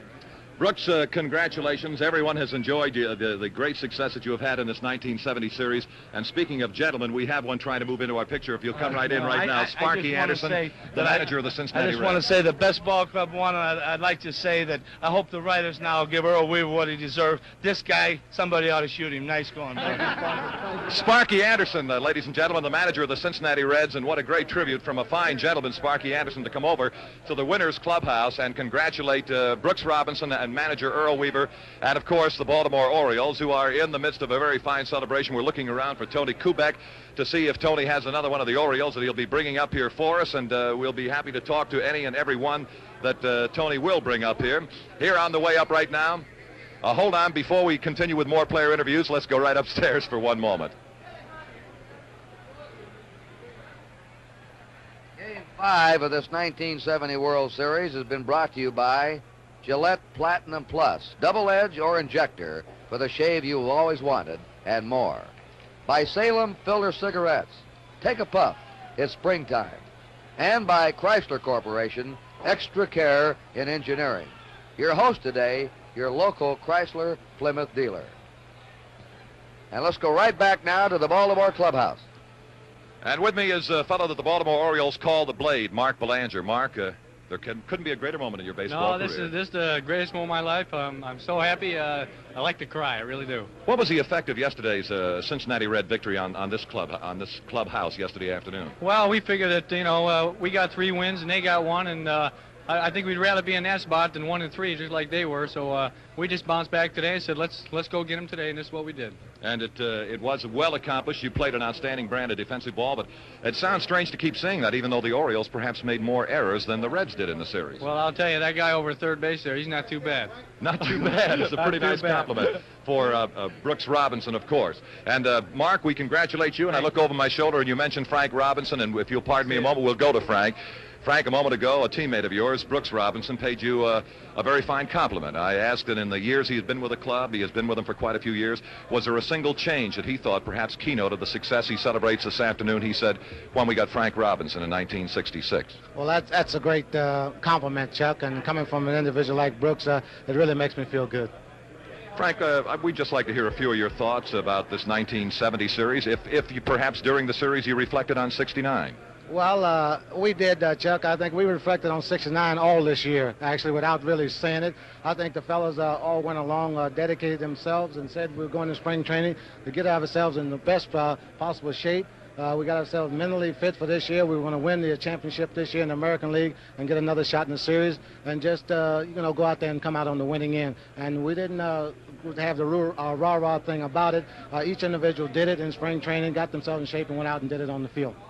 Sparky Anderson stepped in here a moment ago and said something I felt needed to be said. You can't say it too often. He wanted to pay Earl Weaver a great compliment for the manner in which he has handled the Baltimore Orioles, and I've heard you discuss this, and I would like to have you repeat it for our television audience. Well, Chuck, actually, Earl just doesn't get the credit he deserves. I'm not saying by the press or whatever. I just don't think people give him the credit he deserves. Earl has done a tremendous job with this ball club ever since he took it over in the middle of the 68 season.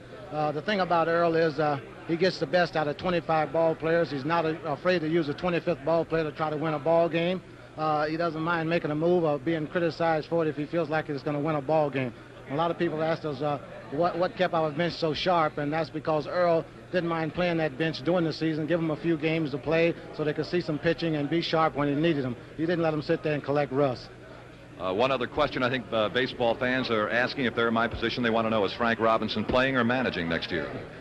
With this feeling going right now, Chuck, I'm going to reflect on this feeling. I'm going to enjoy this right now. And I'll tell you the way I feel right now, I want to be one of the 25 guys like this next year, leave the headaches and the trouble to someone else. I feel like right now I'm going to be a player next year. This is tremendous. And Frank feels that there are a few more left for Frank, years left for Frank That's Robinson. right. And I'd like to say one thing, and this isn't trying to butter Brooks up, but this guy had a tremendous series, Chuck. So I don't think anybody could have dreamed of the series that he had going into this series. But if the people just remember, and this shows you what a great ball club we have, and there's no one individual's on this ball club. In the third inning, Brooks Robinson has the hottest series, but he went to right with a man on second, nobody out, and got the man over the third. And this just shows you what this ball club has done. No one is too big on this ball club, and I'd just like to take my hat off to Brooks. He's done a hell of a job, this series. This guy's always done it when the chips are down. He's able to come up with the big plays and drive in the big run. Frank Robinson, again, congratulations and thank you for your kind words. And we have Dave McNally coming into our picture right now. Thank you, Frank Robinson. Well, Dave, this is way back in February when the pitchers reported down to spring training. This is the afternoon that you were looking forward to, right? This is what we're shooting for, and I'm so happy we made it. I can't believe it. And two of Baltimore's left-handers, Cuellar and McNally, went the route and defeated a fine baseball team that has had great success against left-handed pitching. Well, Chuck, they're an excellent hitting ball club and a real good ball club all around, and I was very happy and fortunate to beat them in the series, but I wouldn't want to pitch against them for a living. I understand. Dave, without, really speaking out of school, the Baltimore scouts that looked at the Cincinnati Red Ball Club, would you comment on the information they made available to you? Well, they did an excellent job of scouting the Cincinnati players, and almost any time we got the ball where they told us to get it, we made outs, but we made some mistakes, and they jumped on them. But another fine ball club. And Dave McNally, you're headed for a winter of golf. Is that correct? A winter of golf and relaxation. But a little bit of a celebration prior to the golf. I think we might find room for a party somewhere. Dave, improve that swing of yours. I think they'd like to see another Grand Slam home run. Okay, thank you, Chuck. Thank you, Dave McNally. And here's a young fellow that you speak of courageous athletes. I'd like to introduce the Baltimore bat boy. This is Jay Mazzone. And Jay, this, just say whatever you'd like to right now. This is the greatest bunch of guys in the world. Couldn't have anybody better. Thanks, Chuck.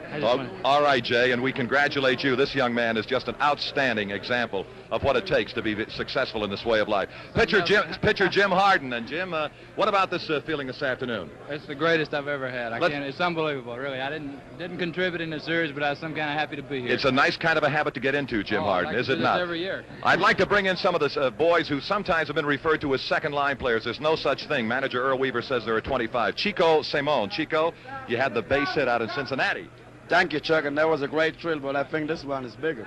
And right alongside of Chico is Marcelino Lopez. Come on in here, Marcy. You came in to pitch to a left-handed hitter and did your job in Cincinnati. Well, that's the greatest moment of my life. I was hurt for 2 years. I never thought I was going to see this before. I feel so grateful. I don't have a word to say. This one is it. I know I didn't see my mother for 10 years, probably watching me on TV now. I like to say hello, and I'm all right. This is a great moment in my life, and I hope next year we do it again. Bless you, Marcelino, and we do hope that your mother has seen you this afternoon. And let's bring in Kurt Moten over here, another one of the men who has been used by manager Earl Weaver. What about it, Kurt? What do you got to say this afternoon? Everybody said how wonderful it is to be world champs and so on and so forth, but I don't think words can really describe my feelings because I never expected to feel this way. I don't usually get excited, but this is just really great. I'm glad we're on top. Kurt Moten, congratulations and thank you very much. And Tony Kubek, would you come over here? Here is Pete Riggard. What do you say, Pete? How's it feel right Beautiful. now? Silly question. Beautiful. Of course. But any comment on the Cincinnati Red Ball Club? They're a good ball club, but I think their pitching isn't as good as ours. Their bench isn't as good as ours, and that's just a great ball club we throw out there at you. It is, and it has been day after day. Tony Kubek, I'd like to hear your comments in this series. No doubt about what Pete just says. That's a great ball club. This one happened to be a greater ball club for this series. They've got everything going for them all around. Guys like this in the bullpen, they're just great. What can you say? The Cincinnati ball club in the first half was a better ball club than in the second half and in the playoffs in the World Championship Series, because they were missing some key pitching. Simpson, of course, and Merritt was not at his best, along with some of the others. They're a great ball club, too, but they did it this time. And this Cincinnati ball club, I believe, is a kind of a club that probably could be in this World Series for a few years to come. How do you feel about that, Pete Rickard? Fine. We'll play them again next year if they want us. We'll be there. Pete, Mickey Manlin, one of our pregame interviews with him a couple of days ago, said that these same two teams, a prediction for the future, will be in the World Series again next year. I don't know if he's going to be right, but it's got a good chance. Well, I got to feel it's the same game, the same series, same script. That'll be fine with me. I hope so. And could I call in another one of the lesser known of the Baltimore Orioles? And I might incidentally advertise the fact that he's the only bachelor on the ball club. Ladies, cool, Bobby Grich, what does this moment feel like to you? Oh, it's a great thrill, Chuck. Just tremendous. I just feel privileged to be able to be on the team, one of the greatest teams in baseball right here. And here is perhaps the greatest center fielder in the American League, Paul Blair. Paul, Anything you care to say? Oh, everything was just beautiful, Chuck. This is something we've been looking for all year. We had something to prove this year, and we came back and we proved it, and it was good to be here and win. I know how Cincinnati feels, that we felt this way last year. We got the breaks this year, and I think it was a hell of a World Series, and I just hope we can come back and beat them again next year. Well, Paul, you, like all of the Orioles who've been up here, have nothing but complimentary things to say about the Cincinnati Reds, a fine ball club. Oh, yes, they were a tremendous ball club. They played hard. Lee May did a fantastic job. He really hit. And Perez and all of them, I just think that maybe Perez had a lot of bad luck because he hit a lot of balls hard. It could have been a lot of base hits. Maybe their pitching wasn't up to the par that they brought all year. And, they lost Wayne Simpson, who did a fantastic job for them. And with our ball club, I don't think you can come out and be a little handicapped with their pitching and beat us. We played a real fine World Series, too. You echo the thoughts of most people that there is the possibility that Baltimore and Cincinnati could be doing this again, perhaps for a few years? I would love to be to face Cincinnati there next year. Just as long as we're there, that's all that's necessary. That's the most important thing. Well, Paul Blair, congratulations again. It was a great job right on through the series by 25 men and a fine coaching staff of George Bamberger, the pitching coach, George Soller at first, Billy Hunter at third base, and a fellow named Jim Fry out in the bullpen. We have some pretty good sportscasters too, Chuck. Hey, thank you very much, Paul Blair. That's about it. Let's right now take you from the clubhouse of the world champion Baltimore Orioles upstairs. Outstanding job, Chuck Thompson and Tony Kubek on this World Series. Quite a wind-up of the season.